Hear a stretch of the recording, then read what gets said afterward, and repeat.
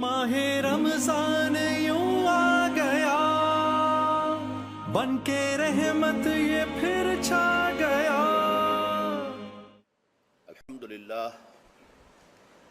الحمدللہ وکفیٰ والصلاة والسلام علی عبادہ الذین اصطفیٰ، خصوصاً علی افضلہم وخاتم النبیین محمد الامین وعلی آلہ وصحبہ اجمعین۔ اما بعد فقد قال اللہ تبارک وتعالی کما ورد فی سورۃ البقرہ، اعوذ باللہ من الشیطان الرجیم، بسم اللہ الرحمن الرحیم۔ یا ایھا الذین آمنوا کتب علیکم الصیام کما کتب علی الذین من قبلکم لعلکم تتقون، ایاما معدودات، فمن كان منكم مريضا أو على سفر فعدة من أيام أخر، وعلى الذين يطيقونه فدية طعام مسكين، فمن تطوع خيرا فهو خير له، وأن تصوموا خير لكم إن كنتم تعلمون۔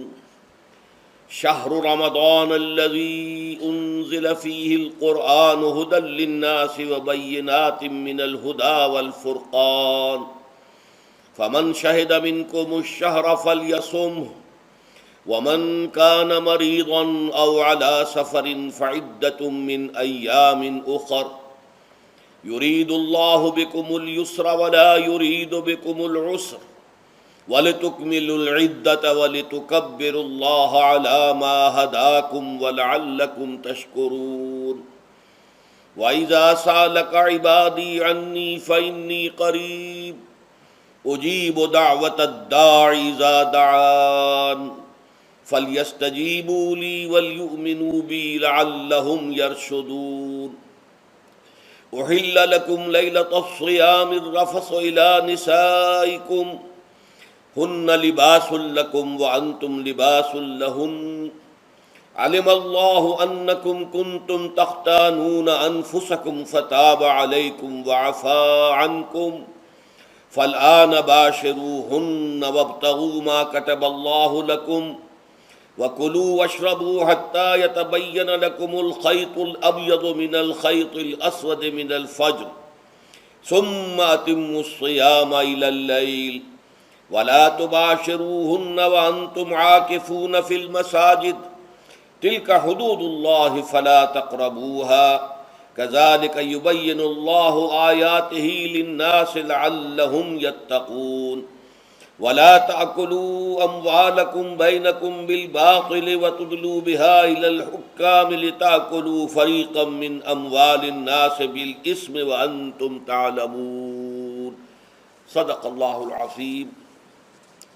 وعن سلمان الفارسی رضی اللہ تعالی عنہ قال خطبنا رسول اللہ صلی اللہ علیہ وسلم فی آخر یوم من شعبان فقال یا ایھا الناس فقد اضلکم شہر عظیم شہر مبارک شہر فیہ لیلۃ خیر من الف شہر، جعل اللہ صیامہ فریضۃ وقیام لیلہ تطوعا الی الآخر، رواہ البیہقی فی شعب الایمان۔ رب اشرح لی صدری ویسر لی امری واحلل عقدۃ من لسانی یفقہوا قولی۔ اللہم ربنا الہمنا رشدنا واعذنا من شرور انفسنا، اللہم ارنا الحق حقا وارزقنا اتباعہ وارنا الباطل باطلا وارزقنا اجتنابہ، آمین یا رب العالمین۔ میں نے ابھی آپ کو وہ 6 آیات پڑھ کر سنائی ہیں، ان پر سورہ بقرہ کا 23واں رکوع مشتمل ہے، اور ایک اعتبار سے یہ پورے قرآن میں منفرد ہے کہ اس میں دین اسلام کے جو 5 ارکان ہیں، آپ کو معلوم ہے ان میں کلمہ شہادت ہے، نماز ہے، روزہ ہے، زکوٰۃ ہے، حج ہے، تو ان میں سے ایک رکن جو ہے صیام، روزہ، اس کے بارے میں اس کے جملہ احکام، ابتدائی احکام کیا تھے، تکمیلی احکام کیا تھے، پھر اس کی حکمت درجہ بدرجہ، روزہ محض روزہ ہوتا تو اس کی حکمت کیا تھی، مقصد کیا تھا، اور روزے کے ساتھ رمضان مبارک کا پروگرام قیام اللیل کو شامل کیا گیا تو اس کا مقصد کیا ہے، اس کا مطلوب کیا ہے، اس کا مقصود کیا ہے، یہ ساری چیزیں جو ہے وہ ایک مقام پر آ گئی۔ نماز کے بارے میں آپ کو معلوم ہے کہ اس کا حکم تو بے شمار جگہ آیا ہے، لیکن احکام وضو کے حکم کہیں اور ہیں، نماز سفر کی اس کا حکم کہیں اور ہے، نماز خوف کا حکم کہیں اور ہے، تو مختلف معلوم ہوتا ہے کہ وہ اور اوقات جو ہے نماز کے وہ مختلف مقامات سے اخذ کیے گئے ہیں، کسی ایک جگہ پر تفصیل کے ساتھ 5 جو نماز کے اوقات ہیں وہ موجود نہیں ہیں۔ تو اس اعتبار سے وہ قرآن مجید کے اندر وہ معاملہ جو ہے منتشر ہے۔ اسی طرح زکوٰۃ کا معاملہ ہے کہ زکوٰۃ کا حکم تو بے شمار مرتبہ آیا ہے، اس کے احکام قرآن میں نہیں ہے، اس کا نصاب کیا ہے، کس کے ذمے زکوٰۃ واجب ہے، اس کا پھر اس کی کیا ریشو ہے، کیا نسبت ہے، کیا مقدار ہے، کہیں نہیں ہے، یہ احادیث سے ہے۔ حج کا معاملہ ہے تو وہ بھی کم سے کم 2 مقامات پر، بلکہ اس سے زائد مقامات پر آپ کو اس کا ذکر ملے گا۔ مکی صورتوں میں بھی ہے سورہ حج، اس میں 2 رکوع مسلسل ہیں، پھر مدنی صورتوں میں سے سورہ بقرہ، اس کے بعد جو ہے 23ویں رکوع کے بعد 24 اور 25واں رکوع پورا جو ہے وہ حج کے مناسک پر مشتمل ہے۔ اس سے کچھ پہلے جو ہے وہ سعی بین الصفا والمروہ جو ہے اس کا ذکر 20ویں رکوع کے آخر میں آ چکا ہے۔ حج کی فرضیت کا حکم جو ہے وہ سورہ آل عمران میں ہے۔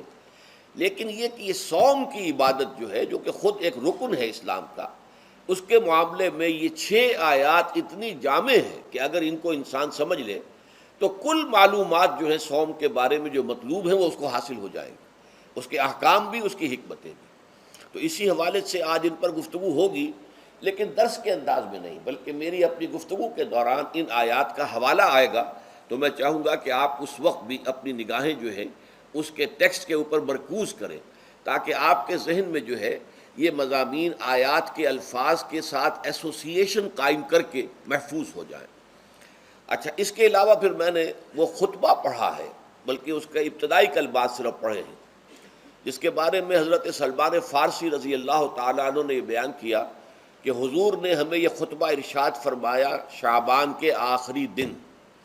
تو یہ گویا کہ اس مناسبت سے آج ہمارا اس خطبے کو پڑھنا جو ہے بہت ہی موزوں ہے، اس لیے کہ یہ خطبہ جو ہے آج، جیسا کہ میں نے عرض کیا، ہو سکتا ہے بلکہ غالب امکان اسی کا ہے کہ آج شعبان کا آخری دن ہے، تو گویا کہ ہم حضور کے نقش قدم کی پیروی کرتے ہوئے، آپ کی سنت پر عمل کرتے ہوئے ہم اس وقت اس خطبے کو پڑھیں گے۔ یہ خطبہ جو ہے اس کا مکمل ترجمہ جو تازہ ایشو ہے ندائے خلافت کا، اس میں سرورق پر درج کر دیا گیا نمایاں طور پر۔ پھر ہم نے ایک 4 ورقے کی حیثیت سے کتابچے کی شکل میں بھی اس کو شائع کیا ہے، بدقسمتی سے اس کا اہتمام نہیں ہو سکا کہ وہ یہاں سب کے لیے پیش کیا جاتا، لیکن یہ کہ کچھ نہ کچھ نسخے اس کے یہاں آئے ہیں، اس میں بھی یہ پورا خطبہ درج ہے۔ پھر ایک ناشر نے جن کا تعلق اس تنظیم اسلامی کے ساتھ ہے، اس کو خوبصورت انداز میں شائع کیا ہے 4 ورقے کو، لیکن اس کی انہوں نے قیمت رکھی ہے کہ اس کے 10 نسخے 10 روپے میں آپ کو مل جائیں گے، تاکہ آپ زیادہ سے زیادہ لیں اور تاکہ لوگوں میں تقسیم کریں، تاکہ وہ ذہنی تیاری جو ہے، ذہنی اور قلبی اور روحانی، رمضان مبارک کی برکات سے صحیح طور پر مستفید ہونے کے لیے اس میں آپ کے دوست، اعزاء و قارب، رشتہ دار بھی شریک ہو سکیں۔ میں سب سے پہلے اب آغاز کر رہا ہوں اسی خطبے کے ان الفاظ سے کہ جو یہاں پر درج ہیں، آپ بھی اس کی متن پر نگاہ رکھیے۔ ان سلمان الفارسی رضی اللہ عنہ، حضرت سلمان فارسی رضی اللہ تعالی عنہ سے یہ روایت ہے۔ حضرت سلمان آپ کو معلوم ہے کہ ایران میں پیدا ہوئے، اور ان کے والد جو ہیں وہ آتش کدے کے بڑے ذمہ دار آدمی تھے، لیکن ان کو نفرت پیدا ہوئی کہ یہ آگ ہم خود جلاتے ہیں، ایندھن اس میں نہ ڈالیں تو بجھ جاتی ہے، ہم کیسے اس کے سامنے ہاتھ جوڑ کر کھڑے ہو جائیں اور اس سے دعائیں مانگیں۔ بہرحال اس بنا پر جو بھی چپقلش ہوئی، تو جیسے حضرت ابراہیم علیہ السلام کو ان کے والد نے گھر سے نکال دیا تھا، انہیں بھی گھر سے نکلنا پڑا۔ جیسے حضرت ابراہیم نے پھر ہجرت کی تھی اور وہ عراق سے جو ہے شام کی طرف منتقل ہوئے تھے، تو یہ ایران سے شام کی طرف منتقل ہوئے، وہاں جا کر انہوں نے عیسائیت کا مذہب اختیار کیا، راہبوں کے پاس رہے۔ آخری راہب جس کے پاس تھے زیر تربیت و تعلیم تھے، تو جب اس کے انتقال کا وقت آیا تو انہوں نے کہا کہ مجھے تو ابھی تشفی نہیں ہوئی پورے طور سے، آپ نے بہت کچھ سکھایا ہے، بہت کچھ سمجھایا ہے، اور میں نے آپ سے بہت کچھ فیض حاصل کیا ہے، لیکن ابھی تو مجھے تشفی نہیں ہوئی۔ اب آپ کا انتقال ہو رہا ہے، میں آپ کے بعد کس کے پاس جاؤں؟ تب اس نے کہا کہ میرا علم مجھے بتاتا ہے کہ نبی آخر الزمان کا ظہور اب قریب ہے، اور وہ جنوب میں کھجوروں کی سرزمین میں ہوگا، تو تم جاؤ، ٹرائی یور لک، جاؤ دیکھو شاید قسمت تمہیں ان کے قدموں میں پہنچا دے۔ تو وہ وہاں سے روانہ ہوئے ایک قافلے کے ساتھ، قافلے پر ڈاکوؤں نے حملہ کیا، انہیں پکڑ کر غلام بنا لیا، غلام بنا کر بیچ دیا۔ لیکن یہ دیکھیے قسمت ان کی کہ مدینے کے یہودی نے خرید لیا، اب مدینے پہنچ گئے۔ اب وہاں خبریں انہیں مل رہی ہیں کہ مکے میں کسی صاحب نے دعویٰ کیا ہے نبوت کا، لیکن ان کے پاؤں میں تو غلامی کی بیڑیاں، یہ مکے تو نہیں جا سکتے۔ تو میں کہا کرتا ہوں کہ یہ اس شخص کی قسمت ہے کہ جیسے ہم کہتے ہیں کہ پیاسا کنویں کے پاس جایا کرتا ہے، کنواں تو پیاسے کے پاس نہیں آتا، لیکن یہاں کیا ہوا، کنواں چل کر پیاسے کے پاس پہنچا ہے۔ محمد الرسول اللہ صلی اللہ علیہ وسلم ہجرت فرما کر مدینے تشریف لے آئے۔ تب انہوں نے اپنے آقا سے ایک روز کچھ تھوڑی سی کھجوریں مانگی، لیں اور اجازت طلب کی اور جا کر حضور کی خدمت میں پیش کی، کیونکہ اس نے یہ بتایا تھا راہب نے کہ وہ ہدیہ تو قبول کر لیں گے، صدقات قبول نہیں کریں گے، صدقہ قبول نہیں کریں گے۔ تو اسی امتحان کے لیے جا کر حضور کی خدمت میں وہ کھجوریں پیش کی۔ حضور نے پوچھا کیا ہے؟ عرض کیا صدقہ، فرمایا نہیں میں صدقہ قبول نہیں کرتا، یہ غربا کا حق ہے، دے دو، تقسیم کر دو۔ پھر کچھ عرصے کے بعد پھر کچھ کھجوریں لی ہوں گی اپنے اس آقا سے، پھر پہنچے، پھر جب حضور نے پوچھا کیا ہے، عرض کیا کہ یہ ہدیہ، آپ نے فرمایا ہاں ٹھیک ہے، ہدیہ میں قبول کرتا ہوں۔ تو فوراً قدموں میں گر گئے، ایمان لے آئے۔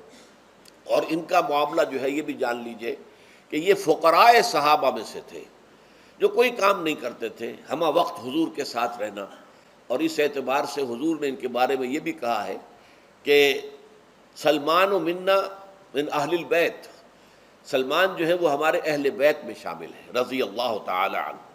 ان کی روایت ہے قال خطبنا رسول اللہ صلی اللہ علیہ وسلم، تو وہ فرماتے ہیں کہ ہمیں خطبہ ارشاد فرمایا نبی اکرم صلی اللہ علیہ وسلم نے شعبان کے آخری دن، فقال، اور فرمایا یا ایھا الناس، اے لوگو، قد اظلکم شہر عظیم، تم پر ایک عظمتوں والا مہینہ سایہ فگن ہو گیا ہے۔ ظل کہتے ہیں سائے کو، اظلکم تم پر سایہ فگن ہو گیا ہے، ایک بہت عظمتوں والا مہینہ۔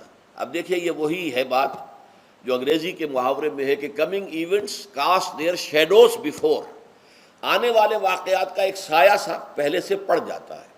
تو ابھی مہینہ شروع نہیں ہوا رمضان مبارک کا، لیکن وہ آیا چاہتا ہے، تو گویا کہ اس کا ایک سایہ پہلے آ گیا ہے، جس کو حضور فرما رہے ہیں کہ تم پر سایہ کر لیا ہے ایک ایسے مہینے میں کہ جو بہت عظمتوں والا ہے۔ شہر مبارک، وہ مہینہ بہت برکتوں والا ہے۔ شہر فیہ لیلۃ خیر من الف شہر، یہ وہ مہینہ ہے کہ جس میں ایک رات وہ بھی ہے کہ جو 1000 مہینوں سے افضل ہے۔ اور یہ ظاہر بات ہے قرآن مجید کی صورت ہے مکمل، انا انزلناہ فی لیلۃ القدر وما ادراک ما لیلۃ القدر لیلۃ القدر خیر من الف شہر، اس کی طرف اشارہ ہے۔ اب اس کے بعد جو جملہ ہے جعل اللہ صیامہ فریضۃ، اللہ نے اس مہینے کا روزہ رکھنا فرض قرار دے دیا ہے۔ وقیام اللیلہ، ایک تو قیام اللیل کے لفظ پر غور کیجیے، اور اس کی راتوں کے دوران کھڑے رہنے کو تطوعاً، آزاد مرضی پر چھوڑ دیا ہے۔ تو گویا کہ اس رمضان مبارک کے 2 پروگرام ہیں، ایک پروگرام دن سے متعلق ہے وہ ہے روزہ، اور ایک قیام رات سے متعلق ہے اور وہ ہے قیام اللیل۔ دن کا پروگرام فرض ہے، رات کا پروگرام فرض نہیں ہے، لیکن ایک طرح کی تشویق اور ترغیب، اس کے لیے جو ہے تحریص یہ موجود ہے۔ ورنہ تو یہ ہے کہ ہر رات جو ہے اس میں تہجد آپ پڑھیں، رات کو کھڑے رہیں، وہ اللہ تعالیٰ کو بہت پسندیدہ ہے۔ تہجد حضور کے لیے تو فرض کے درجے میں رہی ہے، لیکن عام مسلمانوں پر فرض نہیں ہے۔ البتہ جو کوئی کر سکے ان کے لیے یقیناً بہت اعلیٰ مراتب ہے، بہت اونچے درجات ہیں، تو وہ تو کسی بھی شب میں پورے سال آپ کریں، لیکن اس کے لیے خاص طور پر چونکہ اہتمام کیا گیا، لہذا جعلہ کا جو فعل ہے اس کے مفعول میں جہاں یہ شامل ہے، نمبر 1 جعل اللہ صیامہ فریضۃ، روزہ رکھنا فرض قرار دے دیا، اور اس کی راتوں کو کھڑے رہنا یہ تمہاری مرضی پر چھوڑ دیا، اسے فرض نہیں کیا ہے۔ بس اس تمہید کے بعد اب میں شروع کروں گا استقبال رمضان کے ضمن میں روزے کی حکمتیں کیا ہیں، اس کے احکام کیا ہیں۔ نمبر 1، شریعت محمدی میں روزے کی تدریجی فرضیت۔ یہ جو تمہیدی مضمون ہے اس ضمن میں وہ بہت اہم ہے۔ پہلی بات یہ جان لیجئے کہ اہل عرب جو ہیں، قریش بھی، اہل مکہ اور قریش کے تابع بقیہ تمام بنی اسماعیل بھی، اور ان کے تابع جو بھی عرب میں دوسرے قبیلوں کے لوگ تھے کہ جو عربی تھے اور مشرک تھے، وہ سب اس کے اندر مراد ہیں۔ تو فرمایا گیا کہ ان لوگوں میں روزے کی عبادت معروف نہیں تھی۔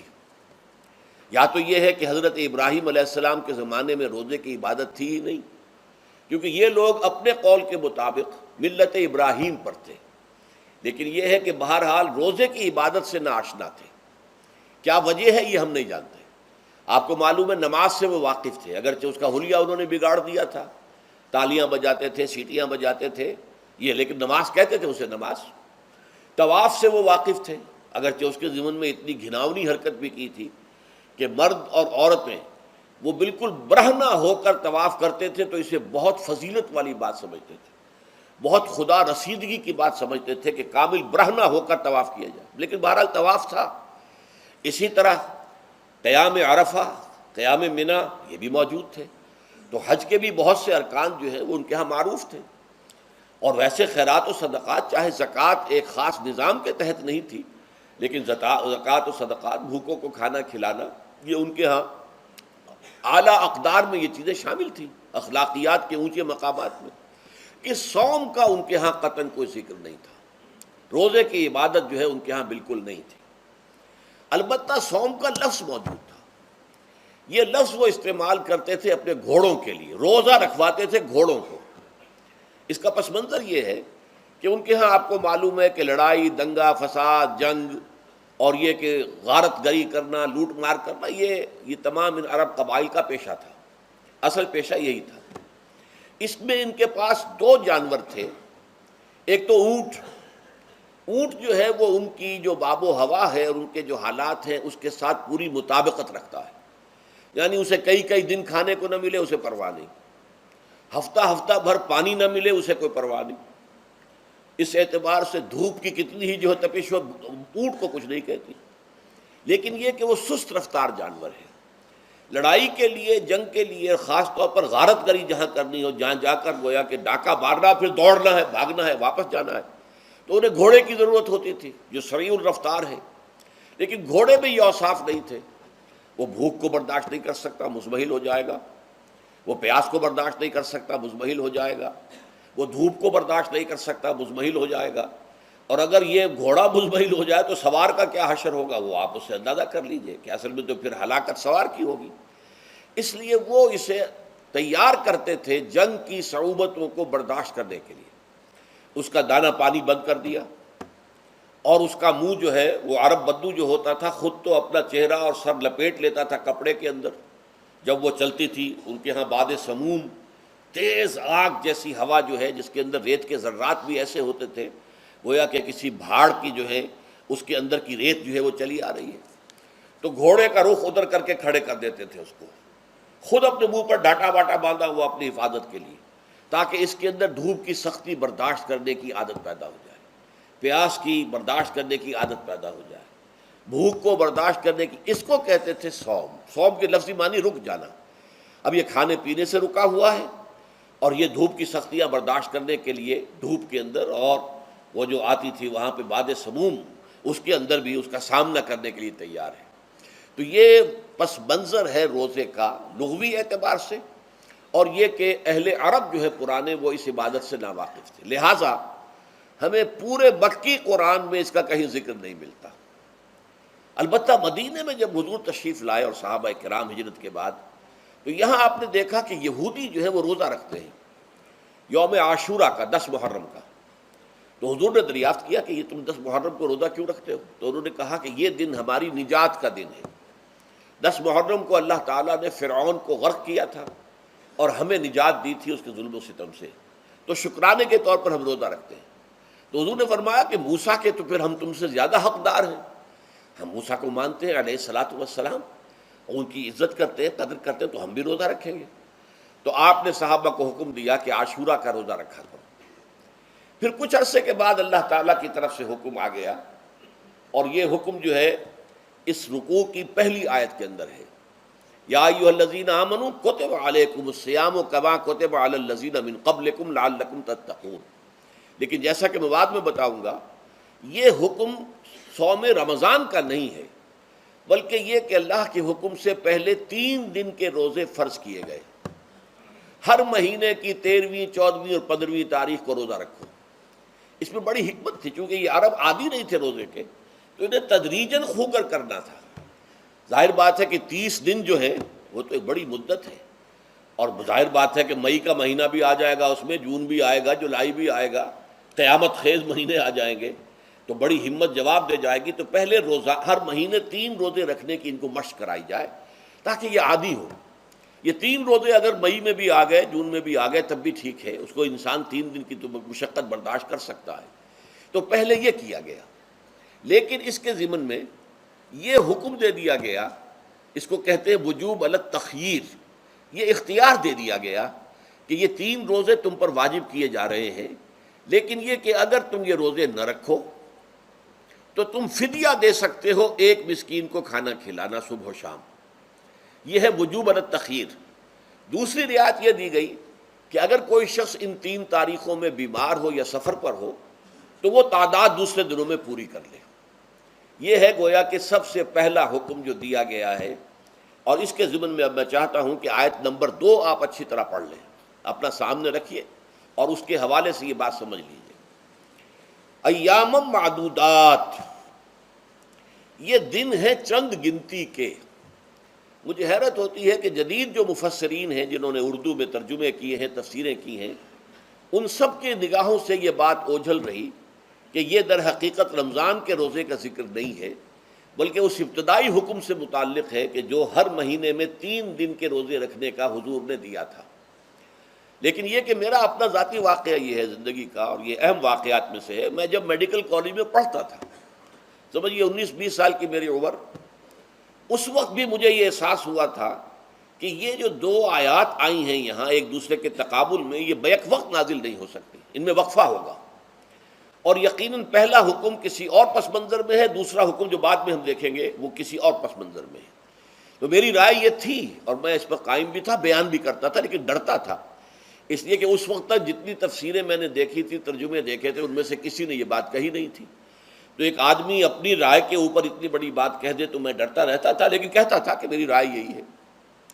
پھر اتفاق سے جماعت اسلامی ہند کا ترجمان ہوتا تھا ماہنامہ زندگی، عروج احمد قادری صاحب اس کے مدیر تھے۔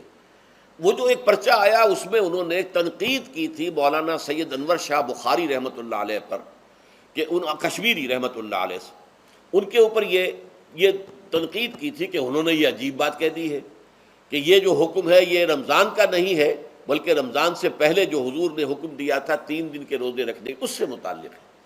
اب مجھے اس کے اوپر پورا اطمینان ہو گیا کہ اگر سید محمد انور شاہ کاشمیری رحمۃ اللہ علیہ کی رائے یہ ہے تو متفق گردید رائے ابو علی بارائے من، مجھے اب اس سے زیادہ اور کسی سند کی ضرورت نہیں۔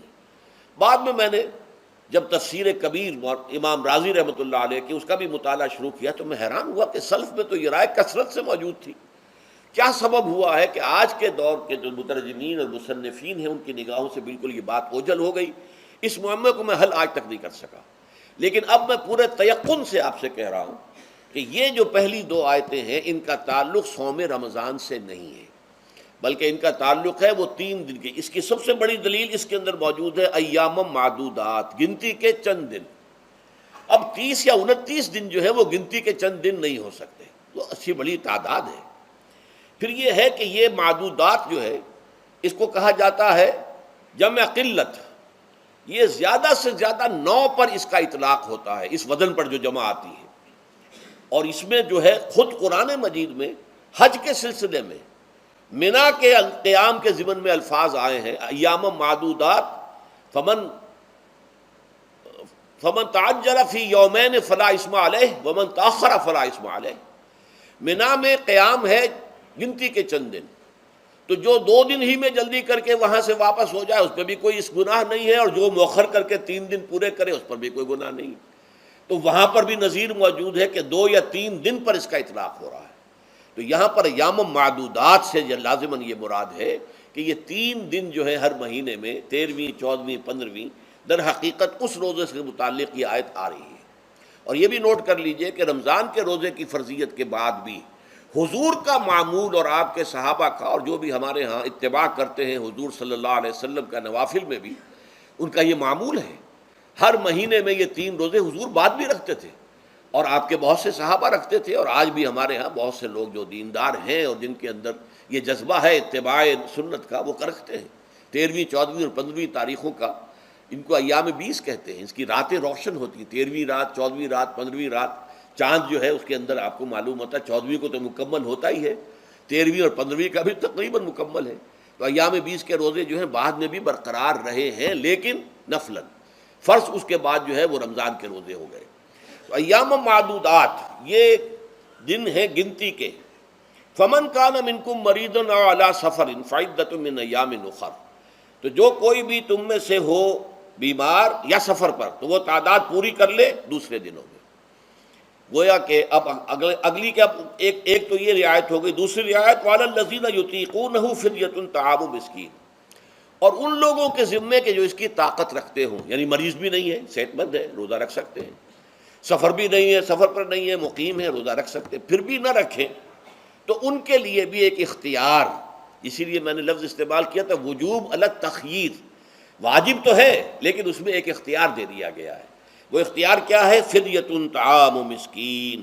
تو پھر یہ ہے کہ ایک مسکین کو کھانا کھلا دینا، فدیہ کہتے ہیں کسی چیز کا بدل ہو جائے، جیسے کہ جنگی مجرم ہے اس کا فدیہ ہے، گویا کہ اس کو دے کر وہ پھر آزاد ہو جائے گا، فدیہ اس کو کہتے ہیں۔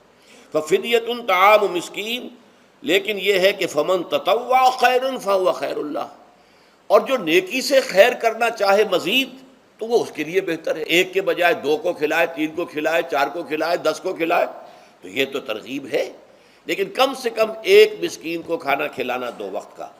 وَأَن تَصُومُوا خَيْرٌ لَكُمْ، اب دیکھیے یہ لفظ بول رہے ہیں، اگر تم روزہ رکھو تو یہ تمہارے حق میں بہتر ہے، یعنی اگرچہ اختیار تمہیں دے دیا ہے، اختیار یہ ہے کہ روزہ رکھو، اگر نہ رکھو تو فدیہ دے دو ایک مسکین کا کھانا، لیکن اگر تم روزہ رکھو، ان کنتم تعلمون، اگر حقیقت میں تم علم رکھتے ہو کہ روزے کے اندر کیا کیا برکات ہیں، تو تمہیں روزہ لازماً رکھنا چاہیے۔ تشویق اور ترغیب موجود ہے، لیکن یہ کہ اس کی فرضیت یا وجوب نہیں ہے۔ یہ تھا ابتدائی حکم روزے کی ضمن میں۔ اب اس کے بعد اگلی آیت جو ہے اس کے بھی پہلے حصے کو مت پڑھیے، شہر رمضان الذی انزل فیہ القرآن، اس کے بارے میں تو بعد میں گفتگو ہوگی، بینات من الہدی والفرقان، لیکن اگلا جملہ فمن شہد منکم الشہر فلیصم، اب یہ رمضان کے روزے کی فرضیت کا حکم آیا ہے۔ رمضان کا مہینہ وہ ہے جس میں قرآن نازل کیا گیا، اس کے بارے میں جیسا کہ میں نے عرض کیا پھر بعد میں عرض کروں گا، لیکن جو شخص بھی تم میں سے موجود ہو اس مہینے میں، اپنے گھر میں موجود ہے، اپنے شہر میں موجود ہے، سفر پر نہیں ہے، یا یہ ہے کہ جو شخص بھی اس مہینے کو پائے، اس کی زندگی میں یہ مہینہ آ جائے، یہ برکتوں کا ایک موقع اسے مزید حاصل ہو جائے، فلیصم، یہ امر کا صیغہ ہے، یہ وجوب ہے مطلقاً۔ اب اس میں جو 2 رعایتیں پہلے دی گئی تھی ان میں سے ایک کو برقرار رکھا، وَمَنْ كَانَ مَرِيضًا أَوْ عَلَى سَفَرٍ فَعِدَّةٌ مِّنْ أَيَّامٍ أُخَرَ، یہی وہ الفاظ ہیں جن کی بنا پر میرا گمان اس وقت بھی یہ تھا کہ یہ 2 بیک وقت نازل نہیں ہو سکتی آیات، یہ جو تکرار ہے بے معنی تکرار ہو جائے گی پھر اگر ایک ہی وقت میں نازل ہو رہی ہو، اور قرآن مجید کی فصاحت اور بلاغت سے یہ چیز بعید ہے کہ وہاں پر اس طرح کی تکرار بلا سبب ہو رہی ہو۔ قرآن میں اور بہت سی آیات ہیں جن میں کہ آپ کو معلوم ہے کہ پورا رکوع ہے سورہ مزمل کا، جس میں قیام اللیل کا حکم ہے، پھر اسی کے آخر میں وہ آیت شامل کر دی گئی ہے جو کم سے کم 1 سال بعد نازل ہوئی ہے، جس میں کہ رات کے قیام کا وجوب ختم کر دیا گیا، اور صرف یہ کہ جتنا بھی تم سے ممکن ہو سکا کرو، ضروری نہیں ہے کہ تہائی شب ہو، آدھی ہو، 2 تہائی ہو، جتنا بھی ممکن ہو قرآن پڑھا کرو رات کو، گویا کہ وہ فرضیت جو تھی قیام اللیل کی وہ ختم ہو گئی۔ تو اس حوالے سے وہ جو ناسخ ہے، منسوخ کرنے والی آیت بھی اس کے ساتھ ہی رکھ دی گئی ہے، تاکہ وہ جو اصل حکم تھا وہ بھی برقرار سامنے رہے، اور جس نے آ کر اسے منسوخ کیا وہ بھی برقرار رہے اور سامنے رہے۔ اسی طرح یہاں پر بھی یہ حکم آیا، کتنے عرصے کے بعد آیا یہ مجھے معلوم نہیں، لیکن یہ کچھ عرصے کے بعد آیا ہے کہ رمضان کا مہینہ وہ ہے کہ جس میں قرآن نازل کیا گیا۔ اب جو شخص بھی اس مہینے کو پائے اس پر لازم ہے کہ اس کے روزے رکھے۔ ہاں، من کان مریضاً او علی سفر، جو شخص ہو مریض، بیمار ہو یا سفر پر ہو، فعدۃ من ایام اخر، تو وہ تعداد پوری کر لے دوسرے دنوں میں۔ یرید اللہ بکم الیسر ولا یرید بکم العسر، اللہ تمہارے ساتھ آسانی چاہتا ہے، سختی نہیں چاہتا۔ یہ اصل میں کیوں کہا ہے، اس کی وجہ سمجھ لیجئے۔ آج بھی آپ کو اپنے ہاں ایسے لوگ مل جائیں گے جن کا تقویٰ کا تصور اتنا غلط ہو گیا ہے کہ 104 درجے کا بخار ہے، روزہ چھوڑنے کو تیار نہیں۔ بھلے آدمیوں، اللہ نے تمہیں ایک رخصت دی ہوئی ہے تو خام خواہ اپنے اوپر یہ شدت کیوں لے رہے ہو؟ لیکن لیتے، روزہ چھوڑنے کو تیار، روزہ قضا نہیں کروں گا۔ سفر پر جا رہے ہیں اور روزہ قضا کرنے کو تیار نہیں۔ ایک موقع پر ایک غزوے کے دوران ایسا ہوا کہ کچھ لوگوں نے روزہ رکھا ہوا تھا، لیکن وہ اتنے یوں سمجھیے مزمحل ہو گئے کہ جب پڑاؤ پر پہنچے تو جن کا روزہ نہیں تھا انہوں نے تو بڑی چاق و چوبند طریقے سے خیمے نصب کیے، سارا بندوبست کیا، اور یہ جا کر بے سدھ ہو کر، بے ہوش ہو کر گر پڑے۔ تو حضور نے فرمایا ان کو دیکھ کر، لیس من البر الصیام فی السفر، سفر میں روزہ رکھنا یہ کوئی نیکی کا کام نہیں ہے، یہ نیکی کا غلط تصور ہے کہ جو تم نے اپنے اختیار کر لیا۔ یہ تمہارے اندر تشدد پسندی پیدا ہو رہی ہے۔ دین کے احکام میں جو مقصد ہے وہ کیا ہے؟ یرید اللہ بکم الیسر ولا یرید بکم العسر۔ اسی پر عمل کرتے ہوئے حضور نے فرمایا ہے کہ جو بھی علماء دین ہیں یا جو رہنمایان دین ہیں ان کا کام کیا ہے؟ آپ نے فرمایا یسروا ولا تعسروا، دیکھو آسانیاں پیدا کرو، سختیاں پیدا نہ کرو۔ دین میں سختیاں پیدا کرنا بھی وہ اسر اور اغلال بن جاتا ہے کہ جس کو رفع کرنے کے لیے اور جس سے لوگوں کو، یہودیوں کو اور تمام اہل کتاب کو نجات دینے کے لیے اللہ تعالیٰ نے اپنے رسول محمد صلی اللہ علیہ وسلم کو بھیجا۔ وَيَضَعُ عَنْهُمْ إِصْرَهُمْ وَالْأَغْلَالَ الَّتِي كَانَتْ عَلَيْهِمْ، کہ جہاں وہ نیکی کا حکم دیتے ہیں، بدی سے روکتے ہیں، پاکیزہ چیزوں کو حلال ٹھہراتے ہیں اور خبیث چیزوں کو، ناپاک چیزوں کو حرام قرار دیتے ہیں، وہیں وہ لوگوں کے اوپر سے وہ بوجھ بھی ختم کرتے ہیں کہ جو انہوں نے خام خواہ اپنے اوپر لاد لیے۔ تو ان میں سے یہ بھی ہے کہ یہ نیکی کا کام نہیں ہے کہ آپ سفر میں ہیں اور روزہ رکھ رہے ہیں۔ یرید اللہ بکم الیسر ولا یرید بکم العسر وَلِتُكْمِلُوا الْعِدَّةَ، لیکن یہ بات واضح رہے کہ اب تمہارے لیے تعداد کو پورا کرنا لازم ہے۔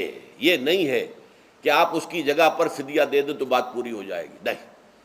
روزے کی تعداد، آپ کے رمضان میں 2 روزے 3 روزے چھوٹ گئے بیماری کی وجہ سے، ٹھیک ہے، لیکن دوسرے دنوں میں اس کی قضا دینی لازم ہے۔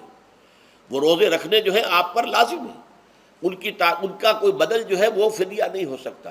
البتہ یہ نوٹ کر لیجئے، یہ حکمت نبوی ہے کہ یہاں اگرچہ وہ فدیے کا حکم جو ہے گویا کہ بظاہر قرآن مجید کے الفاظ سے محسوس ہوتا ہے کہ مطلقاً منسوخ ہو گیا، لیکن حضور نے اس کو خاص حالتوں میں باقی رکھا ہے۔ کوئی شخص اتنا بوڑھا ہو چکا ہے یا خاتون اتنی بوڑھی ہو چکی ہے کہ دن بھر کا فاقہ جو ہے اس میں اندیشہ ہے کہ کہیں ہلاک نہ ہو جائے۔ کوئی مریض ہے، مرد ہے یا عورت ہے، وہ ڈائبٹیز کی مریضہ ہے، اس کو وہ شوگر کا مرض ہے اور وہ اس کو برداشت نہیں کر سکتی، شوگر لیول بہت نیچے ہو جائے تو موت واقع ہو سکتی۔ کوئی ایسا مریض ہے جس کو مرض سے شفا پانے کی اب کوئی امید ہے ہی نہیں کہ میں مرض سے شفا پا جاؤں گا یا پا جاؤں گی تو اس کے بعد میں روزہ مکمل کر دوں گی، نہیں۔ ایسے لوگوں کے لیے حضور نے اس رعایت کو برقرار رکھا ہے کہ ایسے لوگ اگر ایک مسکین کو کھانا کھلا دیں تو یہ فدیہ بن جائے گا۔ لیکن جو بھی شخص صحت مند ہو اور صحت کی توقع رکھتا ہو اور جو شخص بھی طاقت رکھتا ہو روزے کا قضا کر دینے کا، اس کے لیے لازم ہے کہ روزوں کی قضا کرے۔ وَلِتُكْمِلُوا الْعِدَّةَ وَلِتُكَبِّرُوا اللَّهَ عَلَىٰ مَا هَدَاكُمْ، اور تاکہ تم اللہ کی کبریائی کا اعلان کرو اس چیز پر کہ جو اس نے تمہیں ہدایت عطا فرمائی ہے۔ اب اس کا ایک تو ظاہر ہے کہ جب روزے ختم ہوتے ہیں عید الفطر میں، تکبیر، اضافی تکبیرات کے ساتھ 2 رکعتیں ہیں جو ہم ادا کرتے ہیں۔ احناف کے نزدیک 6 اضافی تکبیرات ہیں اور اہل حدیث کے نزدیک 12 ہیں، لیکن تکبیرات ہیں اضافی۔ اور یہ کہ جاتے ہوئے اور آتے ہوئے عید کے لیے آپ جا رہے ہیں تو تکبیرات پڑھتے ہوئے جائیے، واپس آ رہے ہیں تکبیر پڑھتے ہوئے آئیے، اور یہ بھی کہ جاتے ہوئے راستہ کوئی اور، آتے ہوئے راستہ کوئی اور اختیار کیجئے، تاکہ پورا شہر، پوری بستی جو ہے تکبیر کی آواز سے گونج جائے۔ یہ ظاہر ہے، باطن اس کا کیا ہوگا؟ اللہ کی کبریائی کا اعلان کرو، اللہ کی کبریائی کو نافذ کرنے کی کوشش کرو۔ جب اللہ نے تمہیں ہدایت دے دی ہے، تمہیں اپنے دین حق سے نواز دیا ہے، اب تمہارا فرض ہے کہ اس کو قائم کرو، اس کے لیے جد و جہد کرو، اس کے لیے تن من دھن لگاؤ، اس کے لیے جان اور مال سے جہاد کرو۔ وَلِتُكَبِّرُوا اللَّهَ عَلَى مَا هَدَاكُمْ وَلَعَلَّكُمْ تَشْكُرُونَ، اور تاکہ تم واقعتاً شکر کرو۔ اس پر بھی گفتگو بعد میں ہوگی۔ یہ حکمت صوم کے حوالے سے ہے یہ لفظ۔ اس کے بعد جو ہے ایک آیت چھوڑ کر پھر اگلی 5ویں آیت پڑھیے۔ یہ ہے تکمیلی احکام۔ ابتدائی احکام آ گئے، نمبر 2 میں صوم رمضان کا حکم آ گیا۔ نمبر 3 پر ہوا کیا تھا کہ جب روزوں کا حکم دیا گیا تو چونکہ مثال آپ نے رکھی تھی یہود کی کہ یہود جو ہے عاشورہ کا روزہ رکھتے ہیں تو ہم بھی کیوں نہ رکھیں، مسلمانوں تم بھی رکھو۔ اس سے گمان یہ کیا گیا کہ جو احکام یہود کی شریعت میں ہیں روزے کے، شاید وہی ہماری شریعت میں بھی ہے، اور ان کی شریعت میں یہ تھا کہ رات کو سو گئے تو روزہ شروع ہو گیا، اور وہ روزہ اب نہ کوئی سحری ہے، نہ رات میں کے دوران کوئی میاں اور بیوی جو ہے وہ ہم بستری کر سکتے ہیں، بلکہ یہ کہ وہ روزہ صبح سے لے کر پھر جب رات کے بعد صبح آئے گی، صبح سے پھر دوپہر اور شام اور غروب آفتاب پر جا کر روزہ ختم ہوگا۔ گویا کہ کم و بیش 20 گھنٹے کا روزہ یا 21 گھنٹے کا روزہ، کیونکہ اگر غروب آفتاب کے 3 گھنٹے کے بعد آدمی سو گیا تو وہاں سے جو روزہ شروع ہوا ہے تو غروب آفتاب پر اگلے روز جو ہے وہ ختم ہوگا، تو ہو جائے گا 20-21 گھنٹے کا روزہ۔ یہ روزے کا حکم لوگوں نے سمجھا، اس کی صراحت کوئی نہیں تھی، لیکن لوگ جو ہے چونکہ صراحت منفی بھی نہیں تھی، مثبت بھی نہیں تھی، لہذا وہ رات کے وقت میں جب دن ہوتے تھے روزوں کے، ان کی راتوں میں وہ اپنی جو بھی ایک طبعی ضرورت ہے، جو ہم بستری ہے میاں اور بیوی کی، شوہر اور بیوی کی، وہ کر گزرتے تھے۔ جذبات کے اندر جو بھی اس وقت ان کی احتیاج ہوئی، دل میں کھٹک رہتی تھی کہ پتہ نہیں ہم نے یہ صحیح کام کیا نہیں کیا، غلط کیا، تو اس سے یہ کہ ظاہر بات ہے کہ پھر قرآن مجید اسے قرار دے رہا ہے اپنے آپ سے خیانت کرنا۔ جب انسان اپنے ضمیر کے خلاف کوئی بات کر رہا ہو تو چاہے وہ بات صحیح ہے لیکن وہ اسے گناہ سمجھ کے کر رہا ہے تو اس نے تو گناہ کیا، وہ اپنے آپ سے تو خیانت کر رہا ہے۔ ایک شخص ہے وہ بکری کا گوشت کھا رہا ہے لیکن سمجھتا یہ کہ یہ سور کا گوشت ہے، تو اس نے تو سور ہی کا کھایا نا، اس نے بکری کا تو نہیں کھایا، لیکن اس نے سمجھا یہ کہ یہ سور کا گوشت اور کھا رہا ہے۔ تو اس حوالے سے ایک دغدغہ سا دل میں رہتا تھا، پریشانی۔ تو اب جو یہ 5ویں آیت ہے، طویل ترین آیت ہے اس سلسلے کی، اس میں روزے کے تکمیلی احکام آ گئے جو ابدی ہیں، آج تک قائم ہیں اور قیامت تک قائم رہیں گے۔ فرمایا احل لکم لیلۃ الصیام الرفث الی نسائکم، اے مسلمانوں روزے کی راتوں میں تمہارے لیے حلال کر دیا گیا ہے اپنی بیویوں سے اپنی خواہش کا پورا کرنا۔ رفث الی نسائکم ہن لباس لکم وانتم لباس لہن، وہ تمہارے لیے بمنزلہ لباس ہیں، جیسے لباس کے اور انسان کے بدن کے درمیان کوئی حجاب نہیں ہوتا، ایسے ہی شوہر اور بیوی کے درمیان بھی کوئی حجاب نہیں رہتا۔ ہن لباس لکم وانتم لباس لہن، اور ویسے بھی ایک معنی میں کہ جیسے لباس آپ کو گرمی کی شدت سے بچاتا ہے، ورنہ ہو سکتا ہے کہ تیز دھوپ جو ہے جو عرب میں ہوتی تھی وہ تو آپ کی کھالوں کو جلا دے، تو یہ حفاظت کا ایک ذریعہ بھی ہے۔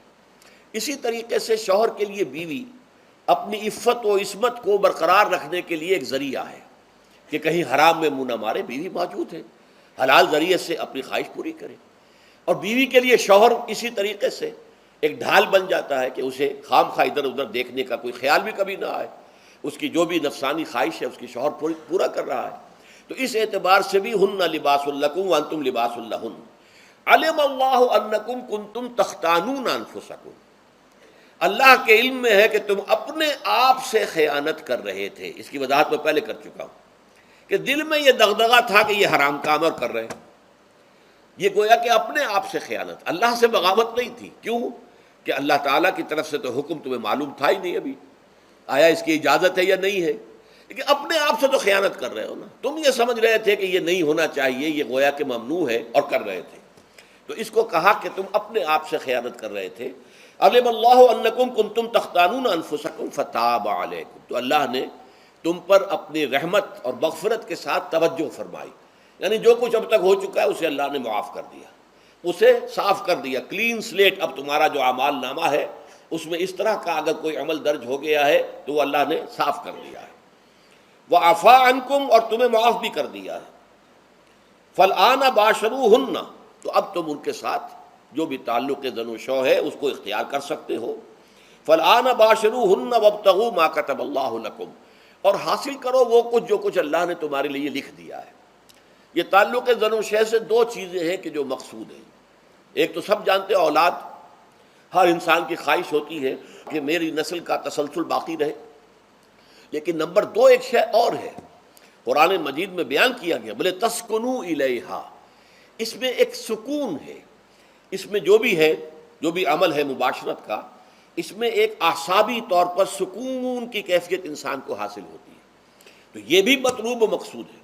تو ما کتب اللہ لکم، تمہارے لیے اللہ نے اس میں ایک تو اولاد کا معاملہ رکھ دیا ہے اور ایک تمہارے لیے سکون کا، لتسکنوا الیہا، تاکہ تم ان کی طرف توجہ کر کے سکون حاصل کرو۔ فَالْآنَ بَاشِرُوهُنَّ وَابْتَغُوا مَا كَتَبَ اللَّهُ لَكُمْ وَكُلُوا وَاشْرَبُوا، اب سحری کا حکم آ گیا، وَكُلُوا وَاشْرَبُوا حَتَّى يَتَبَيَّنَ لَكُمُ الْخَيْطُ الْأَبْيَضُ مِنَ الْخَيْطِ الْأَسْوَدِ مِنَ الْفَجْرِ، اور کھاتے رہو اور پیتے رہو یہاں تک کہ تمہارے لیے فجر کے وقت کے اعتبار سے سفید ڈوری سیاہ ڈوری سے بالکل علیحدہ ہو جائے۔ اصل میں اس کو بعض صحابہ نے تو سمجھا کہ یہ لغوی معنی اس کے لیے لیے کہ آپ اپنے تکیے میں ایک سفید دھاگا رکھ لیا اور ایک کالا رکھ لیا، اور دیکھتے رہتے تھے جب یہ سفید اور کالا علیحدہ علیحدہ نظر آنے لگے تو پھر روزے کا رکھنے کا وقت شروع ہو چکا اور اب کھانا پینا بند کر دیا جائے۔ فرمایا گیا یہ مراد نہیں ہے، یہ جب پاؤں پھٹتی ہے تو اس کے اندر ایک سفید سی لکیر جو ہے افق کے اوپر آتی ہے، یہ ہے مراد، کہ وہ جو سفید لکیر ہے وہ ظاہر ہو جائے اور وہ رات کے اختتام کا گویا کہ ایک اعلان اور علم بن جائے۔ تو وَكُلُوا وَاشْرَبُوا، اب اس کی جو ہے بڑی تاکید کی گئی ہے، تَسَحَّرُوا فَإِنَّ فِي السَّحُورِ بَرَكَةٌ، سحری ضرور کیا کرو، اور یہ در حقیقت برکت کا ذریعہ ہے۔ یہ بھی آپ نے فرمایا ہمارے اور یہود کے روزے کے مابین جو فرق ہے وہ سحری ہے۔ یہ سحری چونکہ روزہ جو ہے وہ فجر سے لے کر اور غروب آفتاب تک ہے، طلوع آفتاب سے نہیں، فجر سے، جبکہ وہ سفیدہ سحر جس کو ہم کہتے ہیں نمودار ہو جائے۔ طلوع آفتاب تو ابھی 1.5 گھنٹے بعد ہوگا کہیں جا کر، لیکن اس وقت جو ہے روزہ شروع، غروب آفتاب پر ختم۔ اس حوالے سے اس سے پہلے کھانا پینا، اور اس میں بھی فرمایا گیا کہ بعض لوگ بہت زیادہ احتیاط کرتے ہیں، وہ صحیح نہیں ہے، اس لیے کہ فجر کے لیے اذان جب دیتے تھے تو اس میں بعض حضرات ذرا جلدی کرتے تھے۔ حضور نے فرمایا کہ نہیں، دیکھو یہ ذرا جلدی کر دیتے ہیں، اگر تم میں سے کسی کے ہاتھ میں پیالہ ہے، ابھی وہ کچھ کھا رہا ہے، اذان ہو گئی ہے، تو وہ اپنا پیالہ پورا کر لے۔ اس میں بھی تشدد کی ضرورت نہیں، جیسے کہ اس سے پہلے ہم پڑھ چکے یسروا ولا تعسروا، یرید اللہ بکم الیسر ولا یرید بکم العسر، اللہ تمہارے ساتھ آسانی چاہتا ہے، سختی نہیں چاہتا۔ تو اسی طرح فرمایا وَكُلُوا وَاشْرَبُوا حَتَّى يَتَبَيَّنَ لَكُمُ الْخَيْطُ الْأَبْيَضُ مِنَ الْخَيْطِ الْأَسْوَدِ مِنَ الْفَجْرِ ثُمَّ أَتِمُّوا الصِّيَامَ إِلَى اللَّيْلِ، پھر اب روزے کو پورا کرو رات تک۔ إِلَى اللَّيْلِ میں پھر بڑی بحثیں ہوئی ہیں۔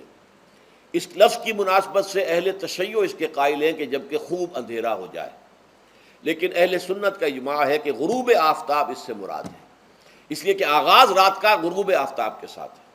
اور اس میں بھی احادیث کے اندر آیا ہے کہ تعجیل کرنی چاہیے۔ بعض لوگ وہی جو میں نے عرض کیا کہ تقویٰ کے تحت جو ہے، جیسے کہ سفر میں بھی روزے رکھتے ہیں، یا 104 بخار کے درجے میں بھی وہ روزہ قضا کرنے کو تیار نہیں ہوتے، ایسے ہی وہ تاخیر کرتے ہیں اپنے تقوی کے حساب سے، کہیں ایسا نہ ہو، کوئی غلطی نہ ہو جائے، کہیں یہ نہ ہو جائے، کہیں وہ نہ ہو جائے، تو پھر اس کے اندر وہ افطار میں، تو آپ نے فرمایا کہ قوم جو ہے اسی وقت صحیح رہے گی جبکہ وہ افطار میں عجلت سے کام لے، یعنی سحری کے اندر بہت زیادہ جلدی کرنے کی ضرورت نہیں، اگر اذان ہو رہی ہے اس کے دوران بھی اگر کچھ کھا پی رہے ہو تو کھا پی لو، مکمل کر لو۔ اسی طریقے سے افطار کے اندر جو ہے وہ تاخیر کرنے کی ضرورت نہیں، سورج کے غروب کے ساتھ افطار کر لو۔ وَلَا تُبَاشِرُوهُنَّ وَأَنْتُمْ عَاكِفُونَ فِي الْمَسَاجِدِ، ہاں اپنی بیویوں سے تم مباشرت نہ کرو، تعلق زن و شو قائم نہ کرو جبکہ تم مسجدوں کے اندر معتکف ہو۔ یہ اعتکاف کا ذکر ہو گیا۔ رمضان کے آخری عشرے میں یہ اعتکاف جو مسنون ہے کہ 21ویں شب سے شروع ہو جائے گا، یعنی 20واں روزہ ختم ہوا اس کے ساتھ یہ اعتکاف شروع ہو گیا، اور پھر اعتکاف مسنون جو ہے وہ جب تک کہ چاند نظر نہ آ جائے شوال کا، عید کا، اس وقت تک یہ اعتکاف جاری رہے گا۔ یہ ہے مسنون اعتکاف۔ اس کی کیا حکمت ہے وہ میں بعد میں عرض کروں گا۔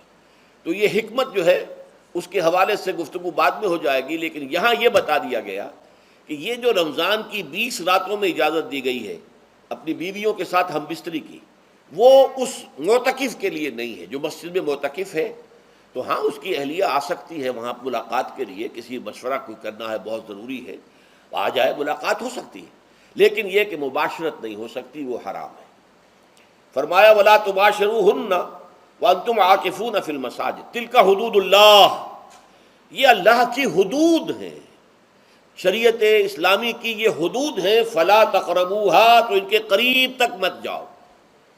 قرآن مجید میں اس اعتبار سے دو انداز تعبیر ہے کہ اللہ کی حدود ہے فَلَا تَعْتَدُوهَا، یہ اللہ کی حدود ہے، ان سے تجاوز نہ کرو، اس حد کو پھلانگ نہ جاؤ، اس حد سے آگے نہ گزر جاؤ۔ یہاں ہے تقربوہا، اللہ تعالیٰ کی حدود کے قریب تک نہ جاؤ۔ اس کی وجہ ایک حدیث میں بیان کر دی گئی ہے کہ جیسے ہر بادشاہ کی ایک چراگاہ ہوتی ہے، وہ صرف شاہی جو بھی ہیں جانور ہیں ان کے، یا گھوڑے ہیں یا کوئی اور ہیں، ان کے چرنے کے لیے ہے، وہاں پہ کوئی رعایت کا کوئی آدمی اپنی بھیڑ بکریاں وغیرہ نہیں لے جا سکتا۔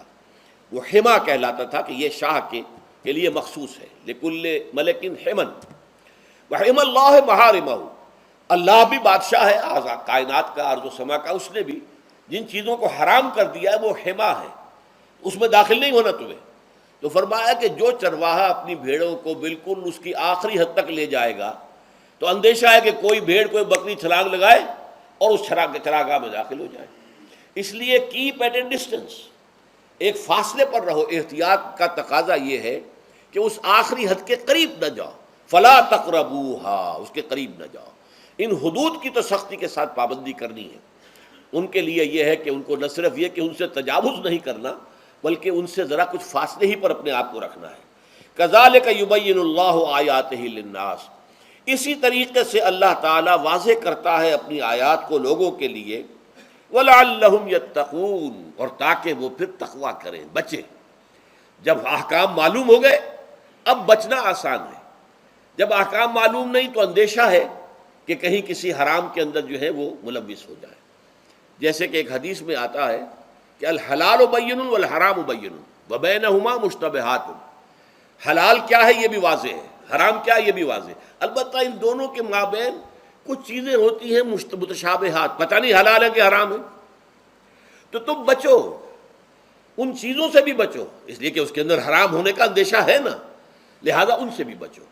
جو صریحاً حلال ہے اسی پر اکتفا کرو، جن کے بارے میں تعین نہیں ہو پا رہا ہے کہ وہ حلال ہیں، البتہ یہ بھی ثابت نہیں ہو رہا ہے کہ وہ حرام ہیں، تو ان سے یہ تقویٰ کا تقاضا ہے۔ اگرچہ قانونی اعتبار سے یہ کہا جائے گا کہ وہ مباح ہے، جس شے کی حرمت کا ثبوت ہمیں کتاب اللہ اور سنت رسول سے نہ ملے وہ مباح ہے، لیکن یہ ہے کہ تقویٰ کا تقاضا یہ ہے، قانون کا تقاضا یہ کہ مباح کو آپ اختیار کریں گے تو آپ پر گرفت نہیں ہوگی، اس لیے کہ اس کی حرمت ثابت نہیں ہے، لیکن تقویٰ کا تقاضا یہ ہے کہ آپ صرف اس شے پر اکتفا کریں کہ جس کے حلال ہونے کے لیے ثبوت اور دلیل موجود ہے۔ تو یہ ہے کہ تلک حدود اللہ فلا تقربوها کذالک یبین اللہ لکم للناس آیاتہ للناس لعلہم یتقون۔ یہ احکام ہے تکمیلی روزے کے، جس کے ضمن میں میں نے کچھ احادیث نبویہ کے حوالے سے بھی ان کی مزید وضاحت کر دی۔ اب آئیے تیسری بات، روزے کا اصل حاصل کیا ہے۔ اب پہلی آیت پر ہمیں توجہ دینی ہوگی، یا ایھا الذین آمنوا کتب علیکم الصیام، اہل ایمان تم پر روزہ فرض کیا گیا، لکھ دیا گیا، طے کر دیا گیا۔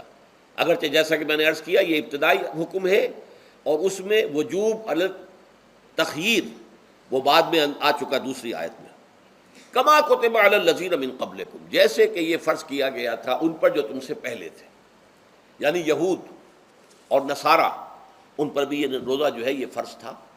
البتہ احکام مختلف ہو گئے، جیسے جمعے کا دن اور جمعے کو چھوڑ کر یہودیوں نے سبت کا دن اختیار کیا، عیسائیوں نے جو ہے وہ سنڈے کو اختیار کر لیا، لیکن احکام میں فرق ہے۔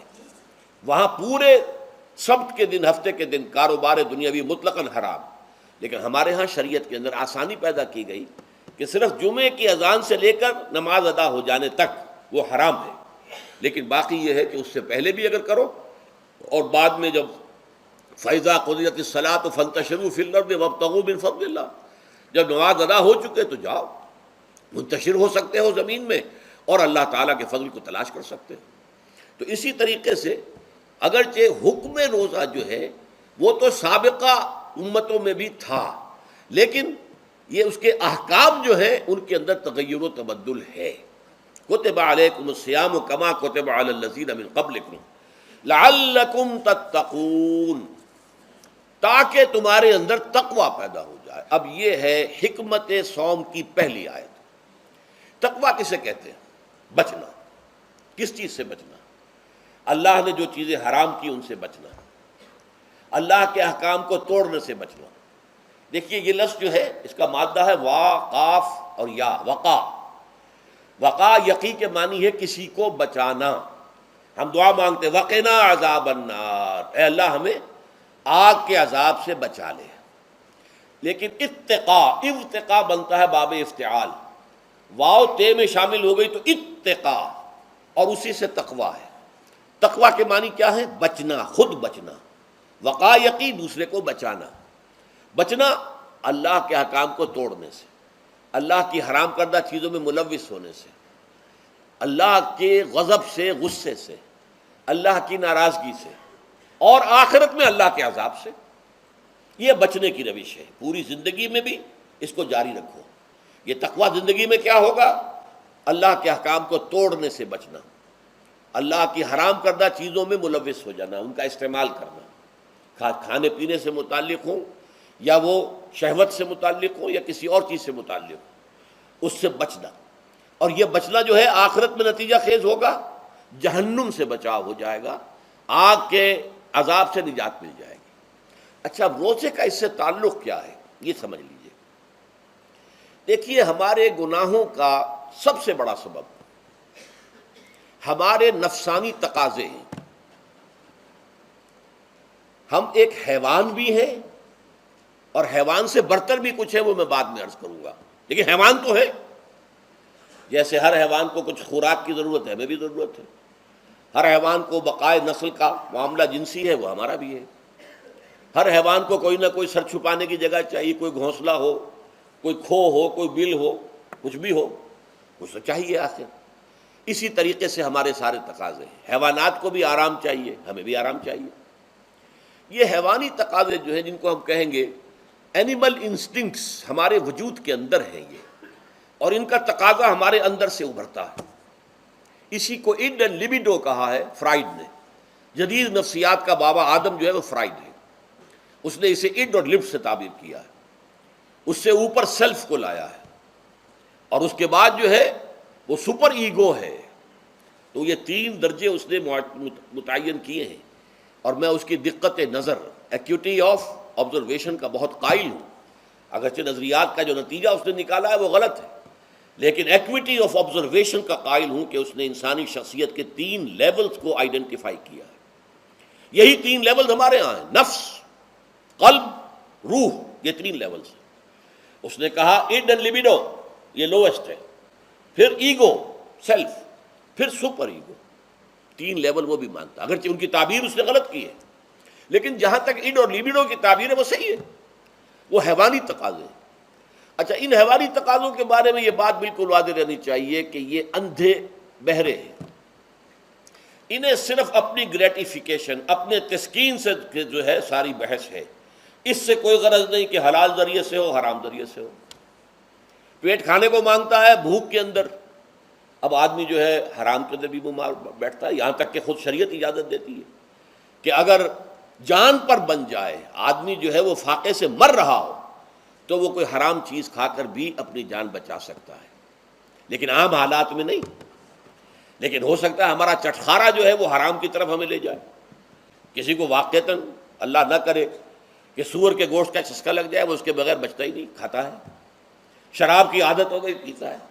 یہ نہیں. تو ہمارا پیٹ مانگتا ہے، اور اسے اس سے غرض نہیں کہ حلال سے کھایا ہے یا حرام سے کھایا ہے. ہماری شہوت اپنی تسکین چاہتی ہے، اسے اس سے غرض نہیں کہ حلال سے یا حرام سے، جائز سے یا ناجائز سے۔ اسی طریقے سے ہمارے تمام تقاضے جو حیوانی ہیں، ایک تو یہ کہ بہت زوردار ہیں، اور چونکہ وہ اندھے بہرے ہیں، لہذا جو قرآن میں کہا گیا ان النفس لامارۃ بالسوء، یہ نفس تو بدی کا حکم دیتا ہی ہے۔ یہ گویا کہ اس کے اندر رجحان جو ہے انہیرنٹ ہے کہ وہ بدی کی طرف انسان کو ترغیب دلاتا ہے، چاہے وہ اپنی ضروریات سے متعلق ہو، چاہے چٹخاروں سے متعلق ہو، چاہے جو بھی لذت اسے درکار ہے اس سے متعلق ہو، چاہے وہ جنسی لذت ہے اور چاہے وہ طعام کی، یعنی جسے ہم کہتے ہیں کہ انسان جو ہے وہ اپنے پیٹ اور فرج کا غلام بن کر رہ جائے، اس لیے کہ جو تقاضا بھی آیا ہے اس کو وہ پورا کر رہا ہے۔ یہ جو کیفیت انسان کی ہے، اس کے لیے ایک مشق جو ہے وہ روزہ فراہم کرتا ہے۔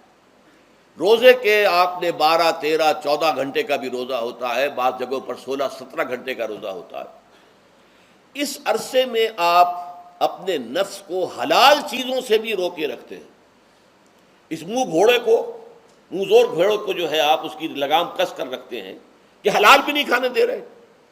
بھوک لگی ہوئی یا کھانا بہترین موجود ہے، نہیں کھا سکتے، اللہ کا حکم نہیں ہے، اللہ کی اجازت نہیں۔ شدید پیاس ہے، بہترین مشروبات فریج میں رکھی ہوئی ہے، نہیں کھا سکتے، نہیں پی سکتے، جائز نہیں ہے، حالانکہ حلال ہے، حرام نہیں ہے۔ بیوی موجود ہے، یا جیسے کہ لونڈیوں کا معاملہ ہوتا تھا، لونڈی موجود ہے، لیکن نہیں، آپ اپنی شہوت جو ہے وہ اس سے پوری نہیں کر سکتے۔ یہ پابندیاں نفس کے اوپر لگانا، یہ ایک مشق ہے، یہ ایک ریاضت ہے۔ اس ریاضت کا حاصل یہ ہونا چاہیے کہ انسان بقیہ 11 مہینوں میں اپنے آپ کو حرام سے تو بچائے نا۔ یہاں وہ حلال سے رکا ہوا ہے اللہ کے حکم سے، کہ حلال چیز بھی نہیں کھا رہا، دن بھر نہیں پی رہا، دن بھر نہیں اپنی کوئی شہوت پوری کر رہا، دن بھر حلال ذرائع سے بھی، تو اس سے اس کے اندر یہ ایک، اس کو ہم کہیں گے سیلف کنٹرول پیدا ہو جائے، اپنے نفس کو قابو میں کر لے۔ یہ گویا کہ اس کا سب سے پہلا، اس روزے کی ریاضت، روزے کی مشق کے حوالے سے یہ اس کی حکمت ہوئی کہ اس سے کے ذریعے سے انسان میں سیلف کنٹرول پیدا ہو رہا ہے، ضبط نفس۔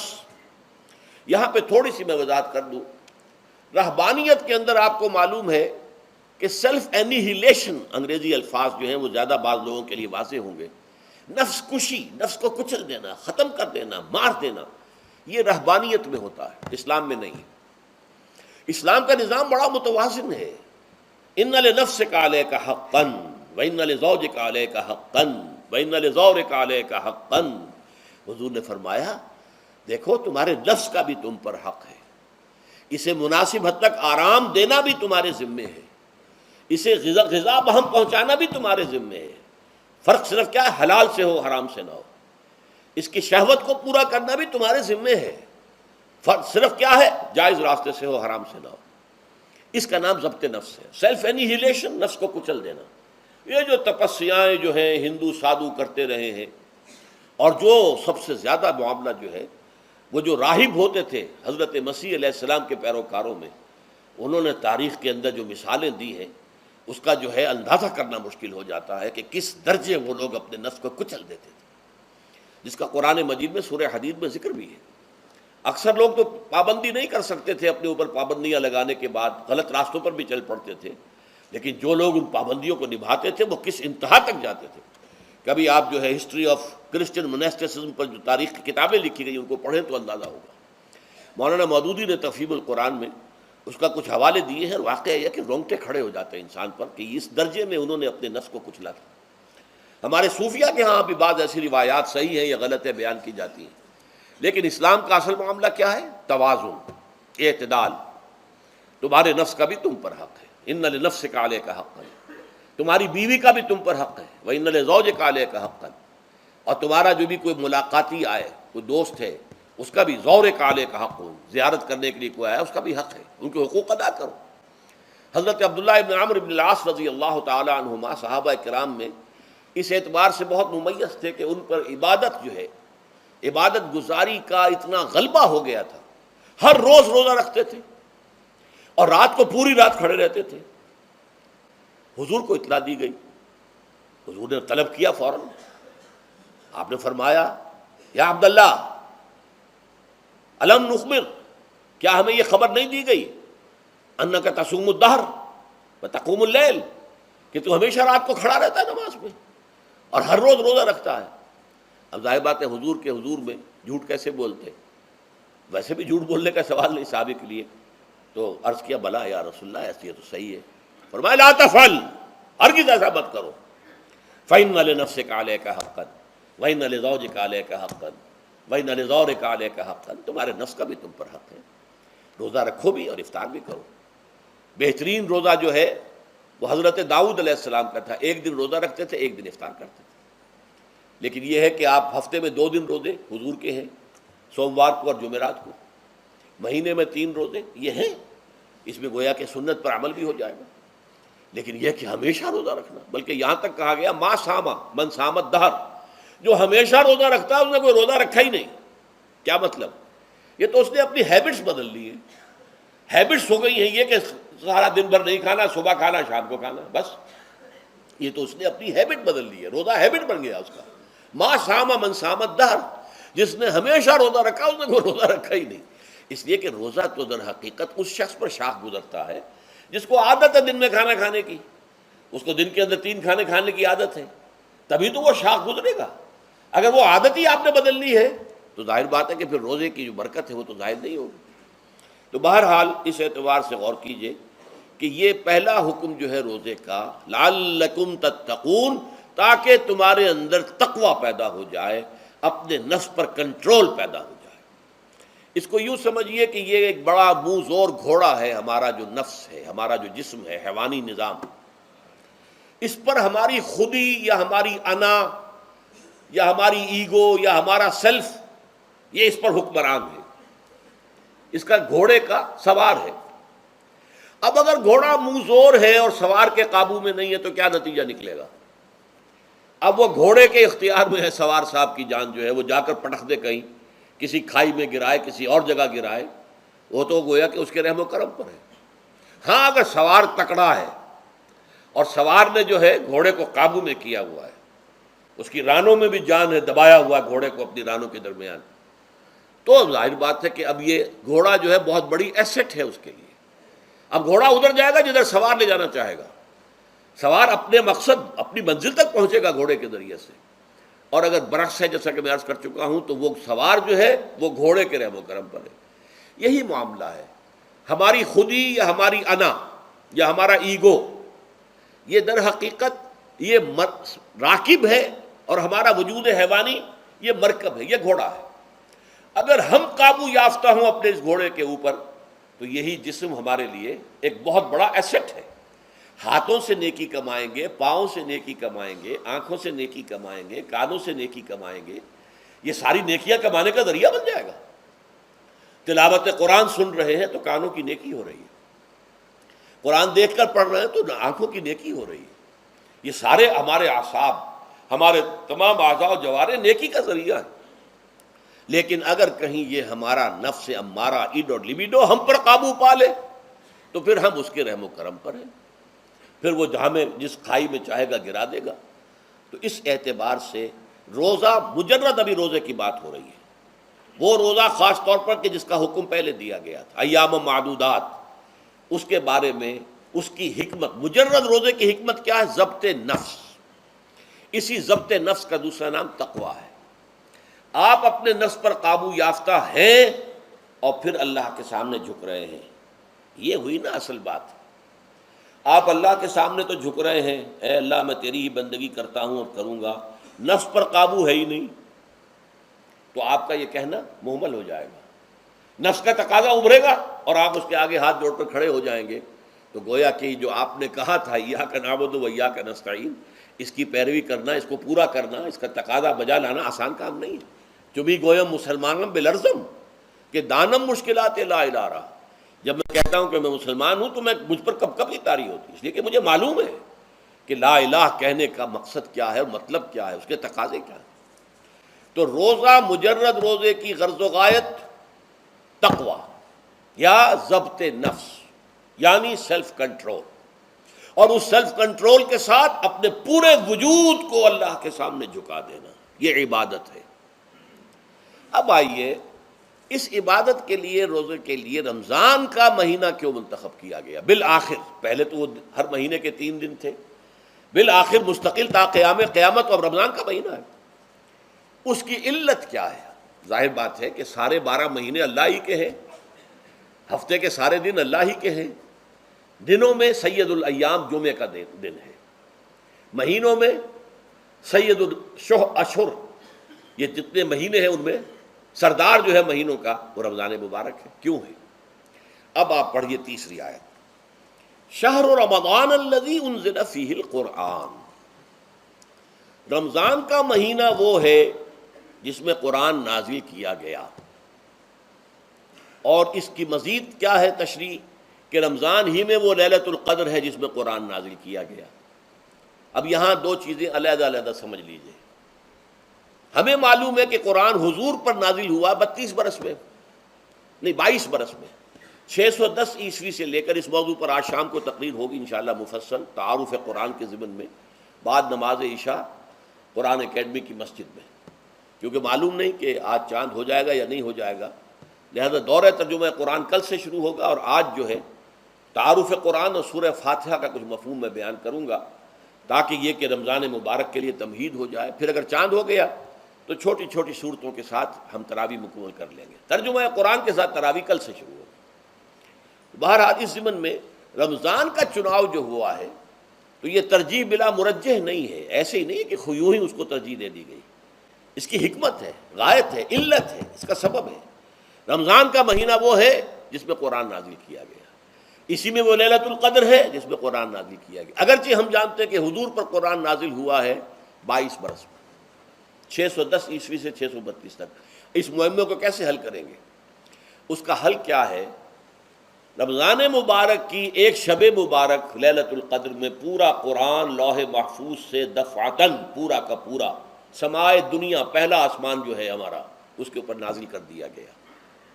اس کے لیے لفظ انزلہ، انزلہ ینزل انزالن کے معنی ہے دفعتاً کسی چیز کو اتار دینا، اور نزلہ ینزل تنزیلا کے معنی ہے رفتہ رفتہ درجہ درجہ درجہ درجہ درجہ اتارنا۔ اعلام، عالم یعلم اعلاما، کسی شے کو خبردار کر دینا، بتا دینا، بس ہم نے بتا دیا، تم جانو، تمہارا کام۔ تعلیم یہ ہے اس کو درجہ بدرجہ سمجھانا، اس کے دماغ میں اتارنا، دیکھنا کہ اتنی بات سمجھ گیا تو اگلی بات سمجھانا، یہ سمجھ میں آ گئی تو اگلی بات، تعلیم اس کو کہتے ہیں۔ تو انزال دفعتاً اتار دینا، تنزیل رفتہ رفتہ تدریجاً تھوڑا تھوڑا کر کے اتارنا۔ تو حضور پر تنزیل ہوئی ہے، فَإِنَّهُ نَزَّلَهُ عَلَىٰ قَلْبِكَ، جبرائیل نے اس قرآن کو تھوڑا تھوڑا تھوڑا تھوڑا کر کے نزلناہ تنزیلا، رتلناہ ترتیلا، ہم نے تھوڑا تھوڑا کر کے اتارا ہے۔ لیکن لیلۃ القدر میں جو ماہ رمضان مبارک کی شب ہے آخری عشرے کی، اس میں پورا قرآن اتار دیا گیا تھا لوح محفوظ سے سمائے دنیا تک۔ شہر رمضان الذی انزل فیہ القرآن ھدی للناس وبینات من الہدی والفرقان، یہ قرآن کیا ہے، کیا بنا کر نازل کیا گیا؟ یہ حال ہے، یہ لوگوں کے لیے، پوری نوع انسانی کے لیے ہدایت ہے، اور یہ ہدایت بینات کی شکل میں آئی، واضح تعلیمات جن میں کوئی شک و شبے کی گنجائش نہیں، از خود روشن۔ بینہ اسے کہتے ہیں وہ شے جو از خود روشن ہو، جس کو ہم کہتے ہیں کہ آفتاب آمد، دلیل آفتاب، جب سورج طلوع ہو گیا تو اپنے وجود پر وہ خود دلیل ہے، اسے کسی اور دلیل سے ثابت کرنے کی ضرورت نہیں ہے، از خود واضح۔ تو بینات من الہدی، جو قرآن کی بنیادی ہدایت ہے وہ بینات پر مشتمل ہے، واضح چیزیں جو انسان کے لیے، اس کی فطرت کے لیے جانی پہچانی چیزیں ہیں، یہ کوئی باہر کی چیز نہیں آ رہی ہے، اس کے قلب کی گہرائیوں کے اندر یہ سب کچھ موجود ہے، اور اس کی گواہی اس کے قلب کی گہرائیوں سے نکلتی ہے کہ ہاں دیکھنا تقریر کی لذت کے جو اس نے کہا، میں نے یہ جانا کہ گویا یہی میرے دل میں ہے، اس نے تو میرے اپنی فطرت کی ترجمانی کی ہے۔ والفرقان، بینات من الہدی والفرقان، یہ بینات کا اطلاق فرقان پر بھی ہو رہا ہے، حق و باطل کے اندر فرق کر دینے والی شے۔ بین صورت میں یہ حق ہے، یہ باطل ہے، یہ جائز ہے، یہ ناجائز ہے، یہ غلط ہے، یہ صحیح ہے۔ یہ ہے قرآن مجید کی عظمت کا بیان۔ ویسے تو عظمت قرآن مجید کے اندر بہت سے مقامات پر آئی ہے، اور بڑے ہی پرشکو انداز میں بھی آئی ہے، لیکن یہ اس وقت موقع نہیں ہے اس میں جانے کا۔ یہاں جو قرآن کا تعارف کرایا گیا، ھدی للناس وبینات من الہدی والفرقان، اور یہ رمضان میں نازل کیا گیا، لہٰذا رمضان کا مہینہ جو ہے اس عبادت کے لیے خاص اور مختص کر لیا گیا۔ فمن شہد منکم الشہر فلیصم، تو جو کوئی بھی تم میں سے اس مہینے کو پائے یا اس میں مقیم ہو وہ لازماً روزہ رکھے۔ میں بیان کر چکا ہوں یہ وجوب علی العین ہے، اس کے اندر اب اختیار نہیں ہے، لیکن یہ کہ اگر من کان منکم مریضا او علی سفر فعدۃ من ایام اخر۔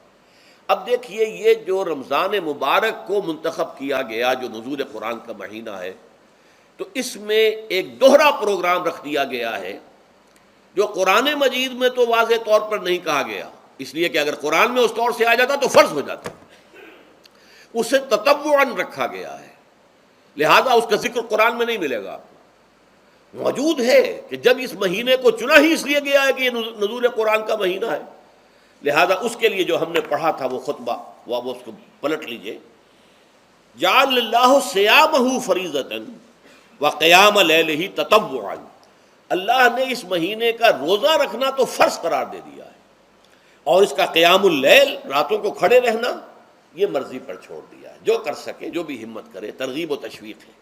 اب دیکھیے ترغیب و تشویق کے لیے دوسری حدیث جو یہاں پر ہے، عن ابی ہریرہ رضی اللہ عنہ قال، حضرت ابو ہریرہ سے مروی ہے رضی اللہ عنہ کہ انہوں نے فرمایا، قال رسول اللہ صلی اللہ علیہ وسلم، کہ اللہ کے رسول نے فرمایا صلی اللہ علیہ وسلم، من صام رمضان ایمانا و احتسابا غفر له ما تقدم من ذنبه، جس نے رمضان میں روزے رکھے ایمان کے ساتھ، یقین کے ساتھ، اور احتساب، اللہ سے اس کے اجر کی امید میں، غفر له ما تقدم من ذنبه، اس کے پچھلے تمام گناہ معاف ہو جاتے ہیں۔ یہ نوٹ کیجئے کہ اس سے مراد گناہ کبیرہ نہیں ہے، گناہ صغیرہ ہے۔ گناہ کبیرہ کے لیے توبہ شرط ہے، گناہ صغیرہ جو ہے وہ ان چیزوں سے دھل جاتے ہیں۔ لیکن اب دیکھیے ومن قام رمضان ایمانا و احتسابا، اور جو کوئی کھڑا رہا رمضان میں، یعنی قیام اللیل، ایمان اور احتساب کے ساتھ، غفر له ما تقدم من ذنبه۔ اب تیسری بات، ومن قام لیلۃ القدر ایمانا و احتسابا، اور جو کھڑا رہا قیام اللیل جس نے کیا ہے لیلۃ القدر میں ایمان اور احتساب کے ساتھ، غفر له ما تقدم من ذنبه، متفق علیہ۔ یہ حدیث بخاری اور مسلم دونوں کی ہے۔ اب یہاں جو بات میں چاہتا ہوں کہ آپ پر واضح ہو جائے، اس حدیث میں دونوں چیزوں کو پیرلل لایا گیا، من قام رمضان، من صام رمضان، پیرلل، بالکل متوازی، ہم وزن اعتبار سے، من صام رمضان ایمانا و احتسابا غفر له ما تقدم من ذنبه، من قام رمضان ایمانا و احتسابا غفر له ما تقدم من ذنبه۔ اب سوال پیدا ہوتا ہے قیام اللیل سے مراد کیا ہے؟ یہاں پہ میں ذرا تراویح کا جو پس منظر ہے وہ بیان کر دینا چاہتا ہوں۔ دیکھیے جیسا کہ ہم نے خطبے میں بھی دیکھ لیا، اللہ نے قیام اللیل جو ہے اسے فرض نہیں ٹھہرایا، تطوعا، قرآن مجید میں بھی اس کا کوئی ذکر نہیں، احادیث میں اس کی تشویق و ترغیب پوری موجود ہے، ایک اور حدیث بھی ہم بعد میں پڑھیں گے اس پر۔ اس کا پس منظر کیا تھا کہ اس کو چھوڑ دیا گیا۔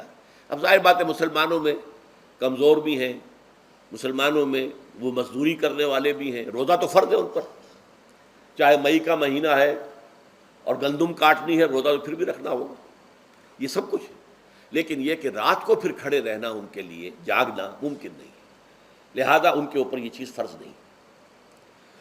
حضور نے تراویح کی نماز یا قیام اللیل نہ اسے فرض قرار دیا، نہ اس کے بعد جماعت کوئی اہتمام کیا مستقل، صرف 3 راتیں آپ نے جماعت کروائی ہے، اس میں 8 رکعتیں آپ نے پڑھی ہیں کہ جو آپ کا معمول تھا تہجد کا وہ پڑھی، اور تہجد کے وقت ہی جماعت کرائی ہے۔ یہ ہے وہ حدیث۔ اس کے علاوہ کسی نماز تراویح جو ہے جو ہم پڑھتے ہیں 20 رکعتیں عشاء کے ساتھ متصل، اس کا کوئی ذکر نہ دور نبوی میں ہے نہ دور صدیق اکبر میں ہے۔ یہ دور حضرت عمر کی خلافت میں ہوا ہے، اور ہم نہیں کہہ سکتے کتنے سال کے بعد ہوا ہے۔ حضرت عمر رضی اللہ تعالیٰ عنہ کی خلافت کا دور جو ہے وہ تو 10 برس ہے، ہو سکتا ہے 5 برس کے بعد ہوا ہو، 6 برس کے بعد ہوا ہو، 12 ہوا ہے ان کے عہد میں۔ حضرت عمر ایک مرتبہ مسجد میں داخل ہوئے، مسجد نبوی میں، تو دیکھا کہ کچھ لوگ 8 10 12 جو ہیں وہ ایک جو ہے حافظ کے پیچھے کھڑے ہوئے اور قرآن سن رہے ہیں، کچھ دوسرے کونے میں کھڑے ہیں، کچھ کہیں اور کھڑے ہیں، مختلف جماعتیں ہو رہی ہیں۔ تو انہوں نے سوچا کہ کیوں نہ ان سب کو ایک امام کے پیچھے جمع کر دیا جائے، اور اس کے لیے لوگوں کی سہولت کے لیے عشاء کے ساتھ متصل رکھ دیا جائے، اس لیے کہ تہجد کے وقت اٹھنا جو ہے وہ تو ہر کس و ناقص کا کام نہیں ہے، کہ عشاء کے بعد اگر تھوڑا سا اضافی وقت ہو صرف تو یہ ہر شخص کر لے گا، مزدور بھی کر لے گا۔ لہذا آپ نے یہ نظام تجویز فرمایا کہ عشاء کے متصلاً بعد 20 رکعت نماز پڑھی جائے اور ایک امام کے پیچھے پڑھی جائے۔ یہ گویا کہ اجتہاد ہے حضرت عمر رضی اللہ تعالی عنہ، اس کو آپ نے خود بدعت بھی قرار دیا ہے، لیکن بدعت حسنہ۔ بدعت کس اعتبار سے؟ لغوی اعتبار سے، نئی بات، اس لیے کہ حضور کے زمانے میں نہیں تھی، تو یہ اس طریقے سے ایک نئی بات ہے۔ لیکن یہ بات چونکہ بہت اچھی ہے، بہت عمدہ ہے، آپ جب یہ نظام چل پڑا تو ایک دن مسجد میں آئے، دیکھا کہ بڑی بھری مسجد ہے، صحابہ کھڑے ہیں اور ایک امام کے پیچھے قرآن سن رہے ہیں۔ آپ نے فرمایا نعم البدعۃ ھذہ، یہ جو ہم نے نئی بات شروع کی ہے یہ بہت اچھی ہے، بہت عمدہ ہے۔ اب یہاں سے فرق واقع ہو گیا ہے۔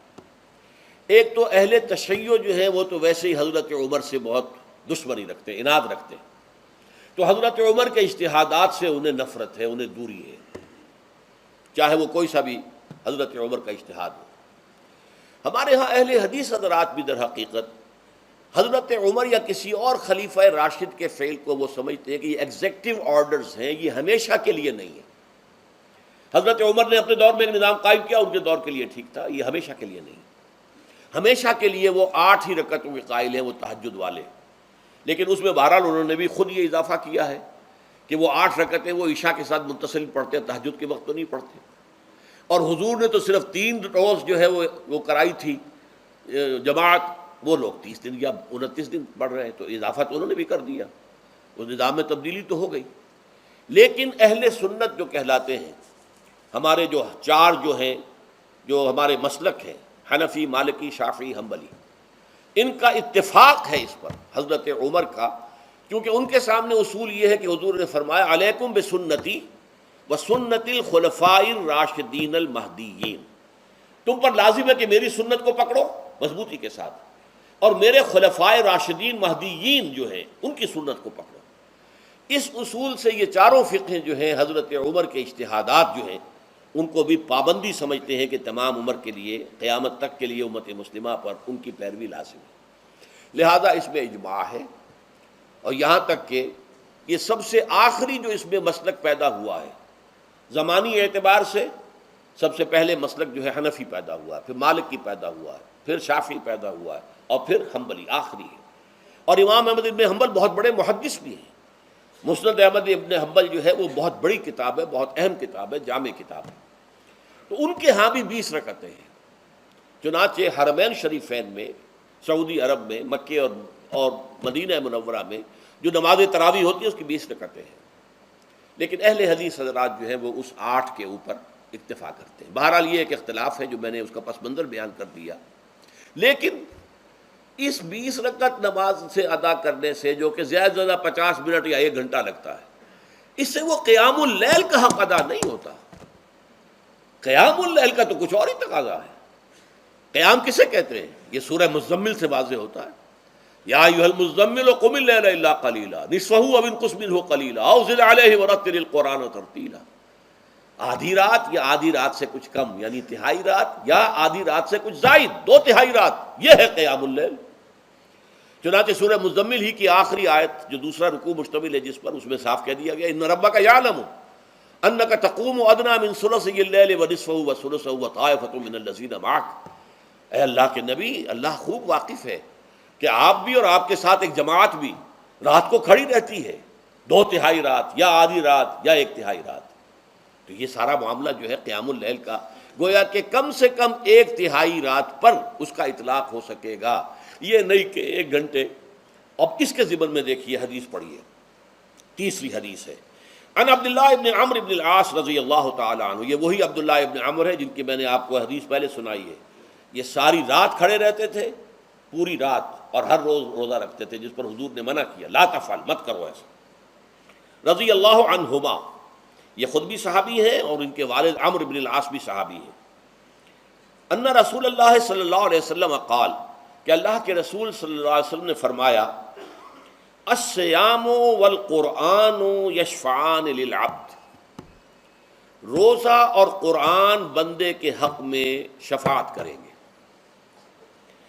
یقول الصیام، روزہ یہ عرض کرے گا اللہ کی جناب میں، اے رب پروردگار، انی منعتہ الطعام والشہوات بالنہار، میں نے تیرے اس بندے کو دن کے دوران کھانے پینے سے اور اپنی شہوت کا تقاضا پورا کرنے سے روکے رکھا، یہ میری وجہ سے روکا رہا، تو میری شفاعت اس کے حق میں قبول فرما، فشفعنی فیہ، میری شفاعت اس کے حق میں قبول فرما۔ ویقول القرآن، قرآن کیا کہے گا، منعتہ النوم باللیل، میں نے اسے رات کے وقت سونے سے، نیند سے روکے رکھا، فشفعنی فیہ، تو اس کے حق میں میری شفاعت قبول فرما۔ حضور فرماتے ہیں فیشفعان، ان دونوں کی شفاعت قبول کی جائے گی۔ یہ ہے قیام اللیل۔ یہ قیام اللیل صرف تراویح کی نماز سے جو پڑھ لی جاتی ہے، اور ہمارے ہاں تو یہ ہے، وہاں کم سے کم یہ تو تھا، صحابہ کرام کھڑے ہوتے تھے تو جو قاری پڑھ رہا ہوتا تھا وہ ان کے دل میں اترتا جاتا تھا، اس کا مضمون اور مفہوم جو ہے ان کو معلوم ہے، لہذا وہ اس کی زبان سے نکلا ہوا ہر لفظ ان کے قلب کی گہرائیوں تک اتر رہا ہے۔ یہاں تو یہ ہے پیرٹ لائک حافظ ہے، اسے خود پتہ نہیں میں کیا پڑھ رہا ہوں، اکثر حفاظ جو ہیں وہ عالم تو نہیں ہوتے، اور جو سن رہے ہیں انہیں کچھ پتہ نہیں ہم نے کیا سنا ہے، تو ٹھیک ہے، کم سے کم ثواب تو انہیں ملے گا کہ انہوں نے وقت نکالا ہے، 1 گھنٹہ ہی اضافی صحیح، لیکن بہرحال اس کا وقت تو انہوں نے نکالا ہے، محنت کی ہے، کھڑے رہے ہیں، ثواب ملے گا۔ لیکن جو مقصد ہے وہ حاصل نہیں ہوتا۔ اس مقصد کے حصول کے لیے اول تو قیام اللیل کی کم سے کم مدت 1/3۔ اگر کوئی شخص فرض کیجئے کہ اس کے ہاں کوئی اور انتظام نہیں ہے، جیسا کہ ہمارے ہاں ہم نے انتظام کیا ہے، بڑے بڑے شہروں میں دورہ ترجمہ قرآن، اس میں ہمیں 5 گھنٹے لگ جاتے ہیں، نصف شب کے قریب جو ہے معاملہ ہو جاتا ہے۔ اس میں کیا ہوتا ہے کہ ہر 4 رکعت سے پہلے جو اس کے اندر پڑھا جانا ہے حصہ قرآن کا، اس کا پہلے ہم مطالعہ کرتے ہیں بیٹھ کر، ترجمہ اور کچھ موٹے موٹے نکات کی جو ہے وضاحت، پھر کھڑے ہو گئے اور قاری صاحب کے پیچھے 4 رکعتوں کے اندر وہ 4 رکوع یا جتنے بھی ہیں پڑھ لی، سن لی، پھر بیٹھ گئے 4 کے بعد پھر اگلی 4 رکعتوں کے اندر جو کچھ پڑھا جانے والا ہے اس کا ترجمہ، اس کی تفہیم ہو گئی، پھر کھڑے ہو گئے، پھر سن لیا۔ اس طریقے سے 5-6 گھنٹے میں تراویح ختم ہوئی، تو تراویح بھی ہو گئی، حضرت عمر کے اجتہاد پر عمل بھی ہو گیا، 20 تراویح ہو گئی، لیکن یہ ہے کہ اس کے ساتھ جو اصل غرض و غایت ہے قیام اللیل کی وہ بھی حاصل ہو گئی۔ یہ ہم نے 17 سال پہلے شروع کیا تھا یا 18 سال پہلے، اور وہ انشاءاللہ اللہ کے فضل و کرم سے اب چل رہا ہے، بڑے بڑے شہروں میں ہو رہا ہے، لاہور میں جن مقامات پر ہو رہا ہے وہ تازہ جو ندائے خلافت ہے اس کے اندر آپ اس کی فہرست دیکھ لیں، کراچی میں تو اس سے غالباً 3 گنا مقامات کے اوپر وہ کام ہو رہا ہے، اور دوسرے شہروں میں بھی ہو رہا ہے۔ تو اس سے در حقیقت وہ غرض و غایت، وہ حکمت جو ہے پوری ہوتی ہے کہ یہ دونوں چیزیں پیرلل ہیں۔ من صام رمضان ایمانا واحتسابا غفر له ما تقدم من ذنبه ومن قام رمضان ایمانا واحتسابا غفر له ما تقدم من ذنبه، تو سیام اور قیام جو ہے ان دونوں کا حق ادا ہو جاتا ہے۔ تو یہ ہے شہر رمضان الذی انزل فیہ القرآن ھدی للناس وبینات من الھدی والفرقان فمن شہد منکم الشہر فلیصم ومن کان مریضا او علی سفر فعدۃ من ایام اخر یرید اللہ بکم اليسر ولا یرید بکم العسر ولتکملوا العدۃ ولتکبروا اللہ علی ما ھداکم ولعلکم تشکرون۔ اب جو آخری لفظ ہے لعلکم تشکرون، اب اس کی وضاحت سمجھیے۔ اور رمضان کے یہ 2 پروگرام جب پیرلل ہو جائیں گے، جب دونوں کی پابندی کی جائے گی، تو اس کا حاصل کیا ہے؟ اس بات کو سمجھنے کے لیے سب سے پہلے آپ اس کو سمجھیے کہ جسے ہم خود ہی کہہ رہے تھے، جسے ہم سیلف کہہ رہے تھے، اپنی انا کو مضبوط کرنا، سیلف کنٹرول، ایگو جو ہے وہ پوری طرح قابو یافتہ ہو اڈ اور لیبیڈو پر، اصل میں اسے مراد کیا ہے؟ اس پر میں نے تفصیل سے بحث کی ہے عظمت صوم نامی اپنے کتابچے میں۔ ویسے یہ ہے کہ وہ مشکل ہے، ذرا فلسفیانہ اس کا انداز ہے، لیکن یہ ہے کہ وہی باتیں آسان الفاظ میں، جو دوسرا کتابچہ ہے عظمت سیام و قیام رمضان مبارک، وہ آسان ہے، اگرچہ یہ دونوں بہت ہی محدود تعداد میں ہمارے پاس ہیں، لیکن یہ کہ میں نے ذکر کر دیا، جو حضرات لینا چاہیں وہ لے لیں۔ لیکن یہ ہے کہ اس میں اصل پس منظر کیا ہے؟ دیکھیے، ہمارا جو وجود ہے انسان کا، یہ کمپوزٹ ہے، مرکب ہے۔ ہمارے دو وجود ہیں جو جوڑ دیے گئے ہیں۔ کیسے جوڑ دیے گئے ہم نہیں جانتے، لیکن ہے دو وجود۔ ایک وجود حیوانی ہے، میں نے عرض کیا تھا پہلے ہی، ہر انسان ایک حیوان بھی ہے مکمل، سارے حیوانی تقاضے ہمارے اندر بھی ہیں۔ لیکن حیوان اور انسان میں بنیادی فرق یہ ہے کہ انسان کا جو اصل وجود ہے وہ روحانی ہے۔ اس روحانی وجود کی وجہ سے انسان کا وہ مقام ہوا کہ تمام فرشتوں کو اس کو سجدہ کرنے کا حکم دیا گیا۔ فَإِذَا سَوَّيْتُهُ وَنَفَخْتُ فِيهِ مِن رُوحِي فَقَعُوا لَهُ سَاجِدِينَ۔ فرشتوں سے کہہ دیا گیا تھا کہ میں ایک بشر پیدا کرنے والا ہوں مٹی سے، جب میں اسے پیدا کر لوں اور اس کی ناک پلک سنوار دوں، دو پلک درست کر دوں، تو پھر اس کے سامنے اور اس میں اپنی روح میں سے پھونک دوں تو گر پڑنا اس کے سامنے سجدے میں۔ حیوان انسان اور انسان روحانی، یہ دونوں مل کر اب آدم بنے ہیں۔ نمبر دو، اس حیوان انسان کا وجود زمین سے ہے، مٹی سے پیدا کی، مٹی سے، گارے سے، طین لازب سے، چپچکانے والے گارے سے، وہ جس میں کہ بدبو پیدا ہو جائے، یہ ساری باتیں کہی گئی ہیں۔ اور سائنس بھی کہتی ہے مٹی سے پیدا ہوئے، کیسے پیدا ہوئے اس میں اختلاف ہے، لیکن یہ کہ ہے مٹی ہماری اوریجن، قرآن بھی کہتا ہے اور سائنس بھی کہتی ہے۔ اور ہمارے وجود کو جب وہ تھک جائے، مزمحل ہو جائے، اس کی انرجی کم ہو جائے، تو اس کے لیے جو غذا ہے، جو تقویت ہے، وہ بھی ساری زمین سے آ رہی ہے۔ آپ نے پھل کھائے، آپ نے گندم کھائی، آپ نے چاول کہاں سے آ رہے ہیں؟ اچھا، بکری کا گوشت کھایا تو بکری کا گوشت کس چیز سے بنا ہے؟ اس نے گھاس کھائی ہے، اس نے پتے کھائے ہیں، وہیں سے تو بنا ہے نا۔ الٹیمیٹ سورس آپ کے وجود حیوانی کے لیے جو آ رہی ہے وہ زمین ہے۔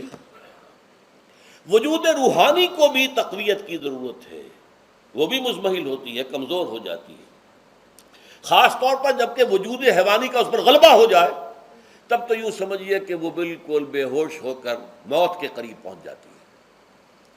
اس کی تقویت، اس کی غذا وہیں سے آئی ہے جہاں سے روح آئی ہے، وہ کلام ربانی ہے، روح ربانی۔ نفخت فیہ من روحی، من روحی، من روحی، میں پھونک دوں اس میں اپنی روح میں سے۔ روح کا تعلق ذات باری تعالیٰ کے ساتھ ہے۔ اسی طرح کلام ربانی کہاں سے آیا ہے؟ اللہ تعالیٰ کے پاس سے آیا ہے، یہ اس کی تقویت کا ذریعہ ہے۔ اب عام حالات میں کیا ہوتا ہے؟ ہمارا یہ وجود حیوانی چھایا ہوا ہے ہمارے وجود کے اوپر، بیچاری روح جو ہے دبی رہتی ہے، پسی رہتی ہے۔ اگر خدا نے خواستہ ہم گناہ گار بھی ہیں، گناہ پر گناہ کا ارتکاب کر رہے ہیں، تو وہ روح جو ہے وہ قلب کے آئینے شیشے کے اندر ہے۔ فیہا مصباح، المصباح فی زجاجہ، الزجاجہ تو کانہا کوکب دری۔ قلب جو ہے شیشے کے مانند ہے جس کے اندر روح کا چراغ جل رہا ہے۔ اب اگر یہ اوپر جو شیشہ ہے اس پر دھواں آ گیا، لالٹین کی چمنی پر دھواں آ گیا، تو اب روشنی باہر تو نہیں آئے گی۔ اگر انسان گناہ کرتا ہے تو قلب پر رین، زنگ آ جاتا ہے، یا حضور نے فرمایا ایک داغ لگ جاتا ہے، اور گناہ کرتا ہے اور داغ لگتا ہے، اور گناہ کرتا ہے اور داغ، یہاں تک کہ بالآخر پورا قلب سیاہ ہو جاتا ہے۔ اب وہ روح اندر بند ہو گئی، وہ دفن ہو گئی۔ اس کے لیے اب ضروری ہے کہ اب ایک پروگرام ایسا دیا جائے جو ریورس ہو جائے۔ دن میں روزہ رکھواؤ تاکہ وہ جو اینیمل انسٹنکٹس ہے وہ دبے، تو جب یہ وزن جو ہے اس کے اوپر کم ہوگا تو کچھ سائی آف ریلیف اسے ملے گی۔ جیسے بے ہوش آدمی پڑا ہے، اسے کوئی ہلکا سا ہوش آ رہا ہے، آپ نے پانی کے کچھ چھینٹے دیے، اس کے بعد آپ نے رات کو کھڑے ہو کر قرآن کے انوار کو اتارا، بارش برس رہی ہے روح انسانی کے اوپر، قلب روحانی، قلب انسانی کے اوپر، جس میں کہ وہ روح جو ہے وہ دفن ہے، وہ زندہ ہوگی اثر نو، ہوش میں آئے گی۔ اور ہوش میں آئے گی تو دو کام ہوں گے، ایک تو اسے قرآن کی عظمت کا احساس ہوگا، یہ قرآن میری حیات تازہ کا ذریعہ بنا ہے، میں دب گئی تھی، میں پس گئی تھی، میں بے ہوش تھی، میں نیند مردہ تھی، اس قرآن کی بارش نے، یہ ترشح جو ہوا ہے مجھ پر، اس نے مجھے حیات تازہ عطا فرمائی۔ یہ جو قدر کا احساس ہوگا قرآن کا، لعلکم تشکرون، تاکہ تم قرآن کی عظمت سے واقف ہو جاؤ۔ ایک انسان بھوک کی وجہ سے اس کا شوگر لیول اتنا گر گیا کہ بے ہوش پڑا ہوا، اب ظاہر بات ہے کہ آپ اسے کچھ پانی کے چھینٹے دیں گے تو کچھ ہوش میں آئے گا، پھر غذا دیں گے تو اب وہ پوری توانائی پر آئے گا، تو معلوم ہوگا اسے اس غذا کی کیا قدر و قیمت ہے۔ اگر آپ کو بھوک ہی نہیں لگتی تو غذا بے معنی شے ہے، پیاس ہی نہ لگے تو آپ کو کیا معلوم کہ اس پانی کے اندر کتنی بڑی عظمت ہے، یہ میرے لیے کتنا بڑا انعام و احسان ہے اللہ کا۔ وہ تو پیاس پر جان پر بنی ہوئی ہو، اور پیاس اس وقت آپ کو ایک گھونٹ پانی کوئی دے دے تو آپ کو معلوم ہوگا دنیا و مافیا سے بڑھ کر ہے یہ ایک گھونٹ پانی جو مجھے ملا ہے۔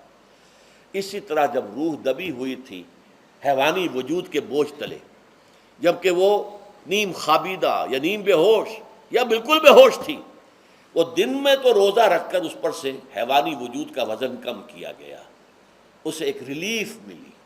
رات کو قرآن مجید کے انوار و برکات اس میں جذب کیے گئے تو اس کو پوری توانائی حاصل ہوئی۔ اس پوری توانائی کا پہلا نتیجہ تشکر، قرآن کا شکر۔ الحمدللہ الذی انزل علی عبدہ الکتاب ولم یجعل لہ عوجا، پھر وہ قلب کی گہرائیوں سے نکلے گا۔ سارا شکر اس اللہ کے لیے جس نے اپنے بندے پر صلی اللہ علیہ وسلم کتاب نازل کی اور اس میں کوئی کجی نہیں رکھی، کسی طرح کی ایش پیش نہیں۔ یا تبارک الذی نزل الفرقان علی عبدہ لیکون للعالمین نصیرا، بڑی بابرکت ہے وہ ذات جس نے اپنے بندے پر فرقان نازل فرمایا تاکہ وہ تمام جہان والوں کے لیے نذیر اور خبردار کرنے والا بن جائے۔ یہ قرآن کی عظمت کا احساس، اور ظاہر بات ہے جس قدر کسی نعمت کی قدر و قیمت کا احساس ہوگا اسی قدر تو آپ شکر ادا کریں گے۔ اگر آپ نے کسی بچے کے ہاتھ پر ہیرا رکھ دیا، اسے کیا پتا یہ ہیرا کس بلا کا نام ہوتا ہے، وہ سمجھے گا کانچ کا ٹکڑا ہے۔ لیکن اگر کوئی واقعتاً کوئی جوہر شناس ہو، جوہری ہو، اس کو آپ ہیرا دیں گے تو اسے معلوم ہے کہ مجھے کیا چیز دی گئی ہے۔ اس کے اندر جو شکر پیدا ہوگا وہ اس بچے کے اندر تو نہیں پیدا ہو سکتا جسے معلوم ہی نہیں۔ تو قرآن مجید کی اصل عظمت سے انسان واقف کب ہوگا؟ جبکہ اس کے ذریعے سے اس کی روح کو ایک حیات تازہ مل جائے اور اس طرح وہ پروگرام ریورس ہو جائے جو عام طور پر چل رہا تھا، ساری توجہ اپنے جسم پر، اس کے تقاضوں پر۔ جسم میں تھوڑی سی پھنسی نکل آئی ہے، بھاگ رہے دوڑ رہے ہیں اس کے علاج کے لیے۔ کوئی اور مرض لاحق ہو گیا ہے، بھاگ رہے ہیں دوڑ رہے ہیں اس کے علاج کے لیے، بڑی بڑی فیسیں بھی دے رہے ہیں۔ ساری جسم کی پرواہ ہے نا، روزانہ نہا رہے ہیں اور اچھے سے اچھا صابن لا کر نہا رہے ہیں، وہ جسم کی پرواہ ہے نا، اس کی دیکھ بھال ہے، روح کی طرف توجہ ہی نہیں۔ یہ ہے وہ بات جو کہی گئی ہے سورہ حشر میں، اور جسے علامہ اقبال نے پھر اپنے فلسفہ خودی کی اساس اور سورس قرار دیا ہے۔ وَلَا تَكُونُوا كَالَّذِينَ نَسُوا اللَّهَ فَأَنسَاهُمْ أَنفُسَهُمْ أُولَٰئِكَ هُمُ الْفَاسِقُونَ۔ دیکھو اے مسلمانوں، ان لوگوں کے مانند نہ ہو جانا جنہوں نے اللہ کو بھلا دیا تو اللہ نے انہیں اپنے آپ سے غافل کر دیا، اور یہی لوگ فاسق و فاجر ہیں۔ یہ سوال پیدا ہوتا ہے کہ انسان اپنے آپ سے کہاں غافل ہوتا ہے؟ کیا اپنے وجود حیوانی سے غافل ہوتا ہے؟ کیا بھوک لگتی ہے تو وہ ادھر ادھر منہ نہیں مارتا، غذا کو حاصل کرنے کے لیے کوشش نہیں کرتا؟ پیاس لگتی ہے تو کیا پانی یا کوئی اور مشروب تلاش نہیں کرتا؟ کوئی بیماری لاحق ہوتی ہے تو کیا اس کے علاج کی طرف توجہ نہیں کرتا؟ اسے آرام کی حاجت ہوتی ہے تو آرام نہیں لیتا؟ اپنے اس وجود سے تو غافل نہیں۔ کون سے وجود سے غافل ہوا ہے؟ وہ روحانی وجود سے غافل ہے۔ بھول گیا کہ میرے اندر روحانی وجود بھی ہے اور اس کا تعلق ذات باری تعالیٰ کے ساتھ ہے۔ اس نے سمجھا کہ میں بس حیوان ہوں، نرا حیوان ہوں، اپنے اس وجود کی اصل حقیقت ہی سے بے خبر، غافل۔ چنانچہ آج کے دور کا سب سے بڑا المیہ کیا ہے؟ ڈارون کے نظریے کے جو اثرات پیدا ہوئے ہماری معاشرت پر، ہماری سوچ پر، ہمارے فکر پر، ہمارے فلسفے پر، ہماری سوشولوجی پر، وہ کیا ہے کہ ہم بھی نرے حیوان ہیں۔ اللہ اللہ خیر صلی اللہ۔ یہ سب سے بڑی محرومی ہے اس دور کی کہ انسان اپنے اصل شرف سے خود ہی مستعفی ہو گیا۔ ہمارا کوئی وجود ہے ہی نہیں روحانی وغیرہ، روح کسے کہتے ہیں ہم نہیں جانتے، بس یہ جسم ہے۔ ہم اللہ کو نہیں جانتے کون ہے کون نہیں ہے، ہوگا ہم تو اس کائنات کو جانتے ہیں۔ ہم روح سے واقف نہیں، ہم تو اپنے جسم کو واقف ہیں۔ آخرت واخرت سے ہم اب ہمیں کچھ پتہ نہیں، شاید ہو شاید نہ ہو، کچھ پتہ نہیں، لیکن یہ زندگی تو ہے، اسے ہم جانتے ہیں۔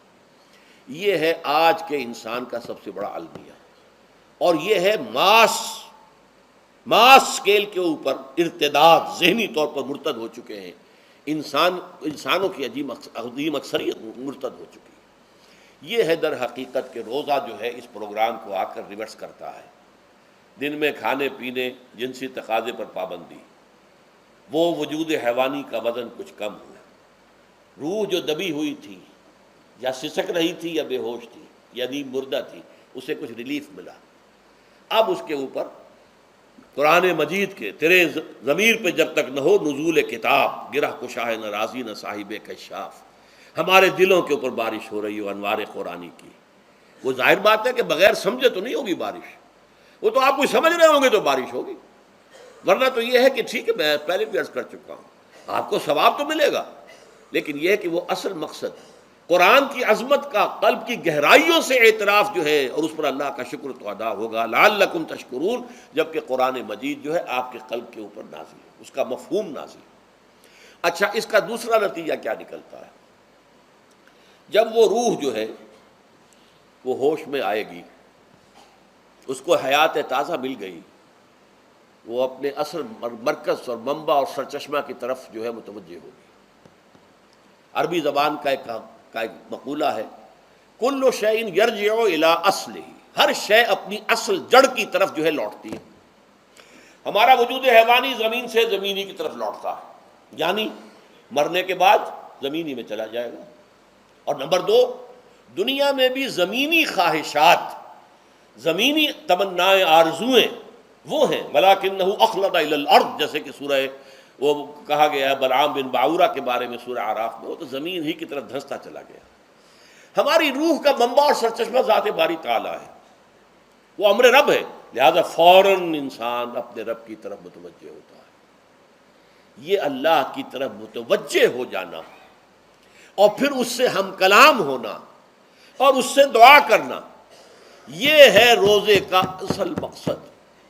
جب سیام اور قیام رمضان مبارک کا دوہرا پروگرام ہوگا تو روح انسانی یا انسان کا حیوانی وجود اپنے مرکز کی طرف مائل پرواز تھا، حسن، اس کو کہہ لیجئے اپنے مرکز کی طرف مائل پرواز ہے روح، ہر شے اپنی اصل کی طرف لوٹتی ہے، لہذا یہ اللہ کی طرف متوجہ ہوگی۔ یہ اللہ تعالیٰ کی طرف متوجہ ہونے کا معاملہ دنیا میں رہا ہے کہ لوگ کہیں جنگلوں میں جا کر تپسیائیں کر کے، غاروں میں بیٹھ کے، بڑی بڑی ریاضتیں کر کے کیا چاہتے تھے؟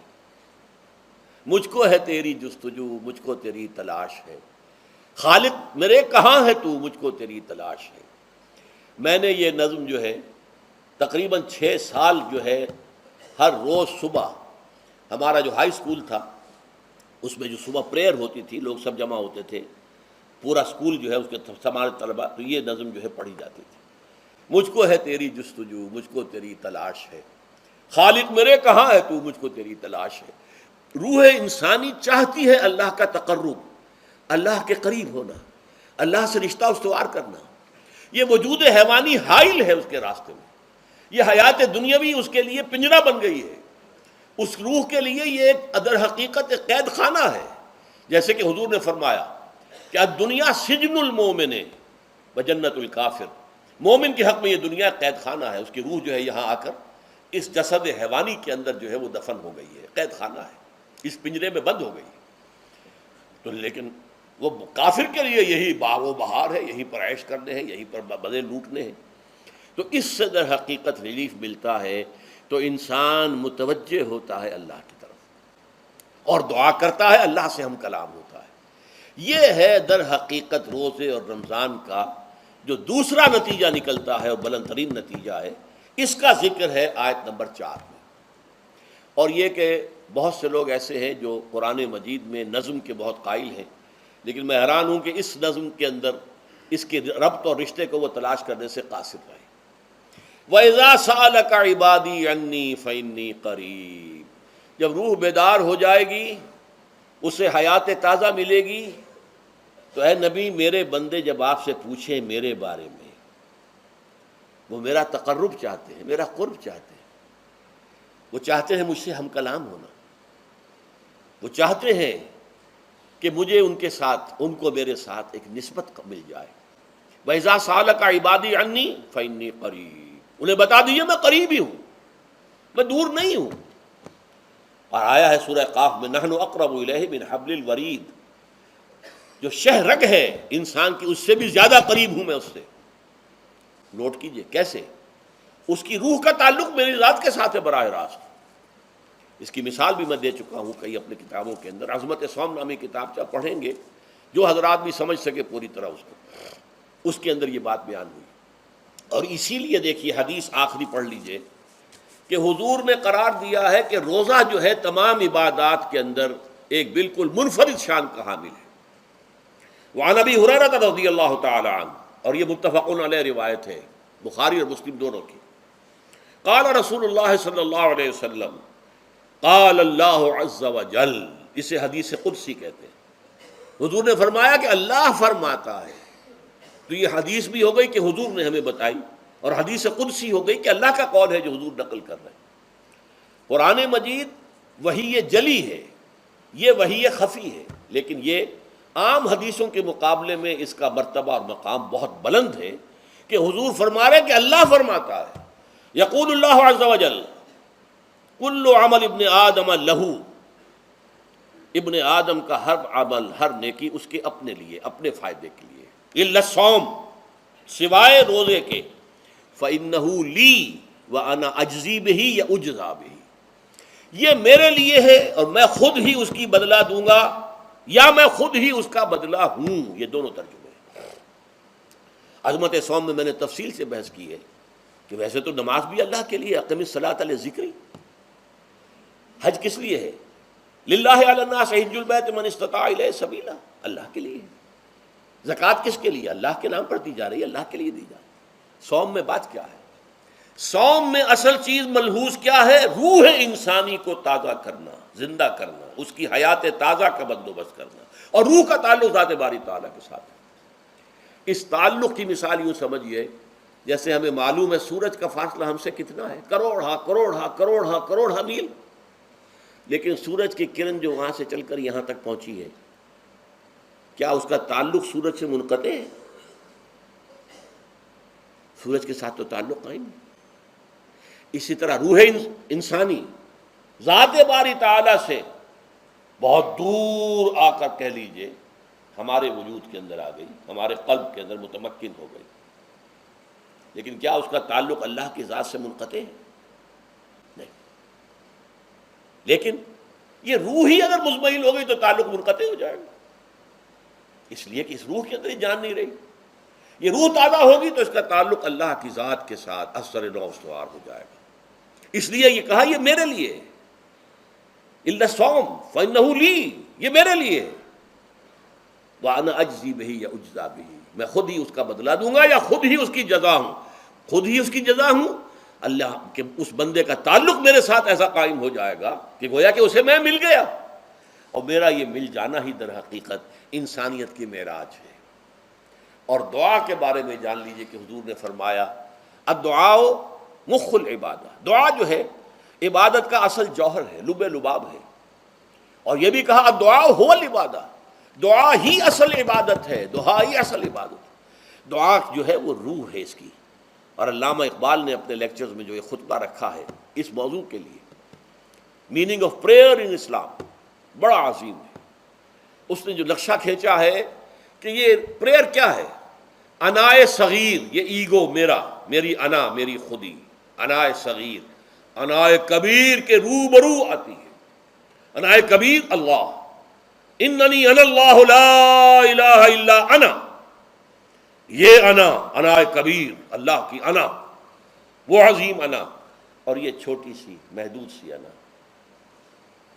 تو ہے محیط بے کراں، میں ہوں ذرا سی آبجو، یا مجھے ہم کنار کر یا مجھے بے کنار کر. اقبال نے پتہ نہیں کس جگہ کس کیفیت میں ڈوب کر یہ شعر کہا ہے. اے اللہ تو تو ایک ایسے سمندر کے مانند ہے کہ جس کا کنارہ ہی نہیں. اور میں چھوٹی سی ایک پانی کی ایک چھوٹی سی ندی ہوں، آبجو ہوں چھوٹی سی. اب کیا شکل ہے؟ یا تو مجھے اپنے آپ میں ملا لے تاکہ میں بھی ناپیدا کنار ہو جاؤں. دریائے سندھ کا پانی جب سمندر میں گر جاتا تو سمندر ہی بن جاتا. اور یا پھر مجھے بھی بے کنار کر دے، میری وجود کو بھی اتنی وسعت دے دے کہ کوئی کنارہ نہ رہے. اب یہ کیا اس نے سمجھا، کیا کہا، لیکن میں نے وہی انائے کبیر انائے صغیر. ایک ہے نماز ہم پڑھ لیتے ہیں، آپ نے سارا پڑھ لیا، سارا تعدیل ارکان بھی کر لی، لیکن اگر آپ کا اللہ کے ساتھ ڈائریکٹ کمیونین اور ڈائریکٹ کمیونیکیشن قائم نہیں ہوا تو نماز، جس کو کہ کہا گیا کہ الصلاۃ معراج المومنین، جو قرب حضور کو حاصل ہوا معراج میں، وہ ایک بندہ مومن دنیا میں رہتے ہوئے حاصل کر سکتا ہے نماز میں. اگر اس کی روح جو ہے واقعتاً ہم کا نام ہو رہی ہو، الحمدللہ رب العالمین الرحمن الرحیم مالک یوم الدین اہدنا الصراط المستقیم ایاک نعبد و اگر ہم واقعتاً ایسے کہہ رہے ہوں کہ ہمیں احساس ہو کہ ہم اللہ کے حضور میں حاضر ہیں اور عرض کر رہے ہیں، سجدہ کریں تو حدیث میں آتا ہے کہ ایسے محسوس ہو کہ گویا کہ میں نے اپنا سر اللہ کے قدموں میں رکھ دیا ہے. یہ ہے نماز.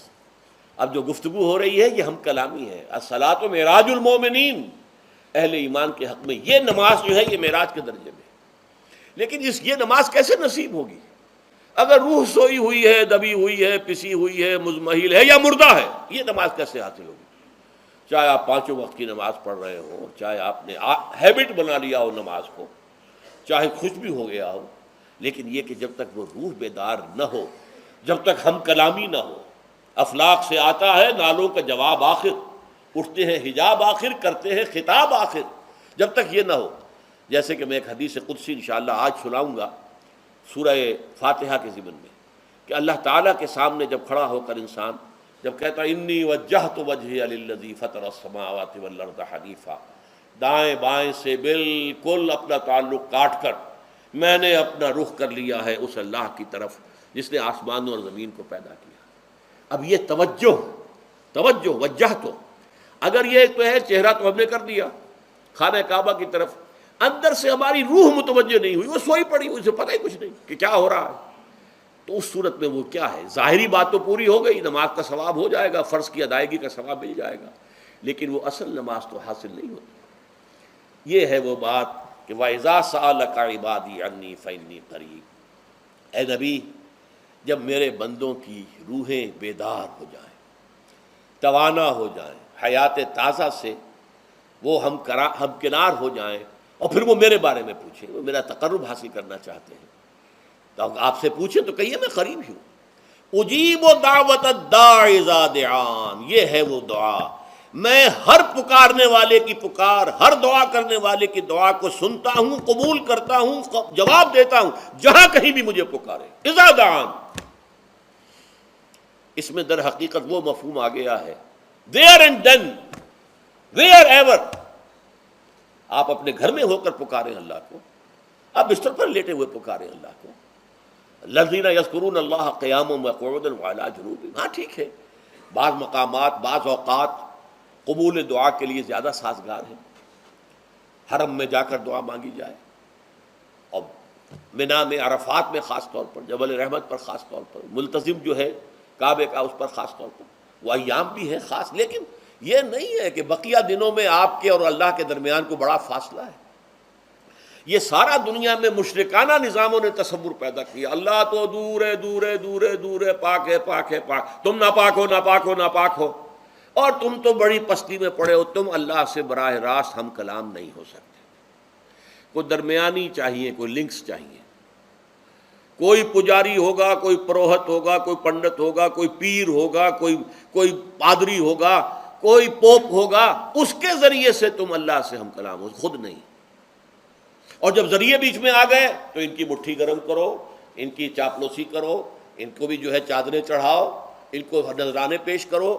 یہ ہے بدترین ایکسپلائٹیشن جو مذہب کے ذریعے سے نوع انسانی کی ہوئی ہے.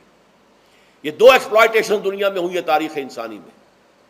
ایک بادشاہوں کی طرف سے خراج دو ہمیں، محنت تم کرو گے کھیت میں، آدھا حصہ ہمارے پاس آئے گا، ہم عیش کریں گے، ہم سٹینڈنگ آرمیز رکھیں گے تاکہ ذرا تم بغاوت کرو تو تمہارا سر کچل دیا جائے. یہ ایکسپلائٹیشن بدترین. مانگنے والا گدھا ہے، صدقہ مانگے یا خراج. دوسری طرف ہم بادشاہ ہیں، ہم چندر بنسی سورج بنسی خاندان ہیں، ہم راجپوت ہیں، حکومت کرنا ہمارا حق ہے. اور یہ پنڈت پروہت جو ہے وہ بھی کہیں گے کہ ٹھیک ہے، نصف لی و نصف لک وہذا قوم جاہلون، یہ عوام جو ہے ان کا خون چوسو، ہمیں یہ نذرانے پیش کریں، بتوں کو آ کے چڑھاوے چڑھائیں اور تمہیں خراج دیں اور ٹیکس دیں. They are to be exploited. Exploit ہو رہا. اسلام نے آ کر دونوں کا خاتمہ کیا. کوئی ملوکیت نہیں. زکوٰۃ ہے تو غربا کے لیے، بادشاہ کے لیے نہیں ہے. یہ تو غربا کے لیے، لہذا کوئی ٹیکس نہیں. نمبر 2، اللہ سے ہم کلام ہونے کے لیے کسی دربان، کسی جو ہے پہرے دار کی مٹھی گرم کرنے کی ضرورت نہیں. جب چاہو ہم کلام ہو جاؤ. دل کے آئینے میں ہے تصویر یار، جب ذرا گردن جھکائی دیکھ لی. یہ تو تم ہماری طرف متوجہ نہیں ہوتے. ہم تو ہر وقت کہتے ہیں، ہر شب کو آخری لمحات جو ہیں، آخری جو گھنٹے ہیں رات کے، سمائے دنیا تک ہم نزول فرما لیتے ہیں تمہارے لیے. اور پکارنے والا پکارتا ہے، حل من مستغفر فاغفر اللہ. ہے کوئی استغفار کرنے والا کہ میں اسے بخش دوں؟ حل من سائل فاعطیہ. ہے کوئی مانگنے والا کہ میں اسے عطا کروں؟ تم ہی سوئے رہتے ہو، انٹا غفیر رہتے ہو، تمہیں ہماری طرف توجہ نہیں ہے. اگر ہماری طرف متوجہ ہو جاؤ تو جیسے کہ اقبال نے کہا کہ میرے لیے یہ دربان جو ہے، پیران کلیسا کو کلیسا سے اٹھا دو. کیوں خالق و مخلوق میں حائل رہے پردے. اور یہ میں نے کئی مرتبہ بیان کیا ہے. ہمارے ہاں وہ پی پی پی جو جماعت بنی تھی ایک، اب اس میں 2 پییں اور ایڈ ہو گئی ہیں. پی پی پی، پھر وہ پیٹریٹ، اور اس سے آئے اپنی پہلے پارلیمنٹیرین کی پی آ گئی اور پھر پیٹریٹ کی آ گئی. 5 پیز ہو گئی. اسی طرح گنتی ہے ہندوستان میں پنڈت، پروہت اور پجاری. 3 پے تو یہاں تھی. پیر، ایران کا پیر، اور پوپ اور پادری. یہ سب پے سے شروع ہوتے ہیں الفاظ. اور یہ سب در حقیقت جو ہے شروع ہونے والے الفاظ، یہ در حقیقت انسانوں کی بدترین ایکسپلائٹیشن کا ذریعہ ہے. وَإِذَا سَأَلَكَ عِبَادِي عَنِّي فَإِنِّي قَرِيبٌ أُجِيبُ دَعْوَةَ الدَّاعِ إِذَا دَعَانِ فَلْيَسْتَجِيبُوا لِي. ہاں، ایک تقاضا ہے، لیکن اس سے پہلے یہ بات سمجھ لیجئے، میں اس آیت کو میگنا کارٹا جسے کہا جاتا ہے حقوق انسانی کا سب سے بڑا چارٹر، میں اس سے کہیں بڑا چارٹر قرار دیتا ہوں. کہ اللہ کہتا ہے مجھ سے ہم کلام ہونے کے لیے کسی واسطے کی، کسی وسیلے کی کوئی حاجت نہیں. جب چاہو مجھ سے ہم کلام ہو جائیں. ہاں، ایک شرط ہے، فَلْيَسْتَجِيبُوا لِي. چاہیے کہ وہ میری بات بھی قبول کریں، میرے احکام کو تسلیم کریں، میرے فرامین کان سے کھول کر سنیں، ان پر دل سے عمل کریں. فَلْيَسْتَجِيبُوا لِي. یہ ون وے ٹریفک نہیں ہوگا کہ ہم تمہاری دعائیں قبول کریں اور تم ہماری باتوں سے پہلو تو ہی کرو، سنی انسنی کر دو. یہ نہیں ہوگا. یہ ایک 2 وے تعلق ہے، جسے آج کل کہا جاتا ہے بائی لیٹرل تعلق ہے. بائی لیٹرل تعلق ہے اللہ اور بندے کے درمیان. بندہ توبہ کرتا ہے معاصی سے، اللہ تعالیٰ بھی اس کے لیے بھی لفظ تواب ہے، وہ بھی اپنی رحمت کے ساتھ دوبارہ متوجہ ہو جاتا ہے. تم اللہ کو یاد کرو، فاذکرونی اذکرکم، مجھے یاد رکھو میں تمہیں یاد رکھوں گا. ان تنصروا اللہ ینصرکم، اگر تم اللہ کی مدد کرو گے اللہ تمہاری مدد کرے گا.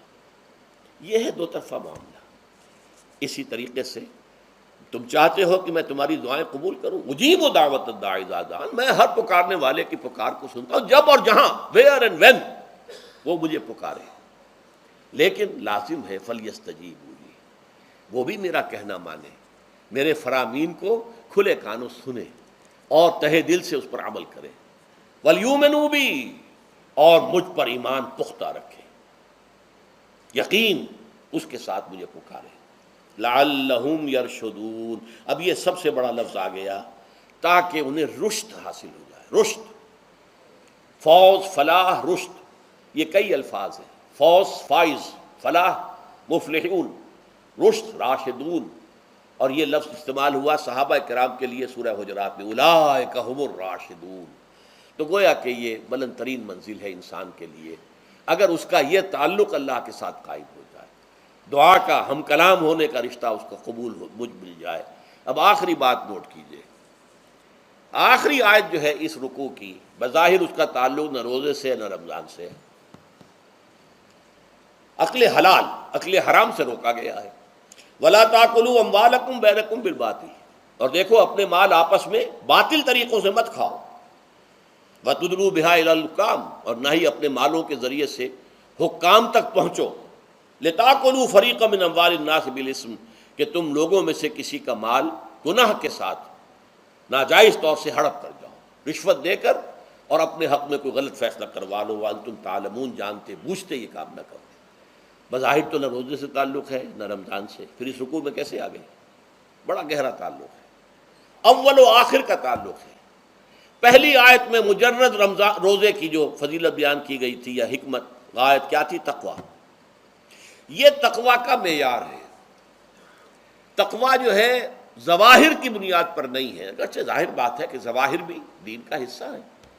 حضور کی وضع قطع اختیار کرنا یقیناً ایک نیکی کا کام ہے، ہر چیز میں حضور کے نقش قدم پر چلنا، لیکن یہ ظواہر پر نہیں ہے طبقہ۔ تقویٰ دل میں ہو، التقویٰ ہا ہونا، التقویٰ ہا ہونا، التقویٰ ہا، 3 مرتبہ حضور نے اپنے سینہ مبارک اور قلب مبارک کی طرف اشارہ کر کے فرمایا تقویٰ یہاں ہوتا ہے، تقویٰ یہاں، جب یہاں ہوگا تو پورے وجود میں سرایت کر جائے گا۔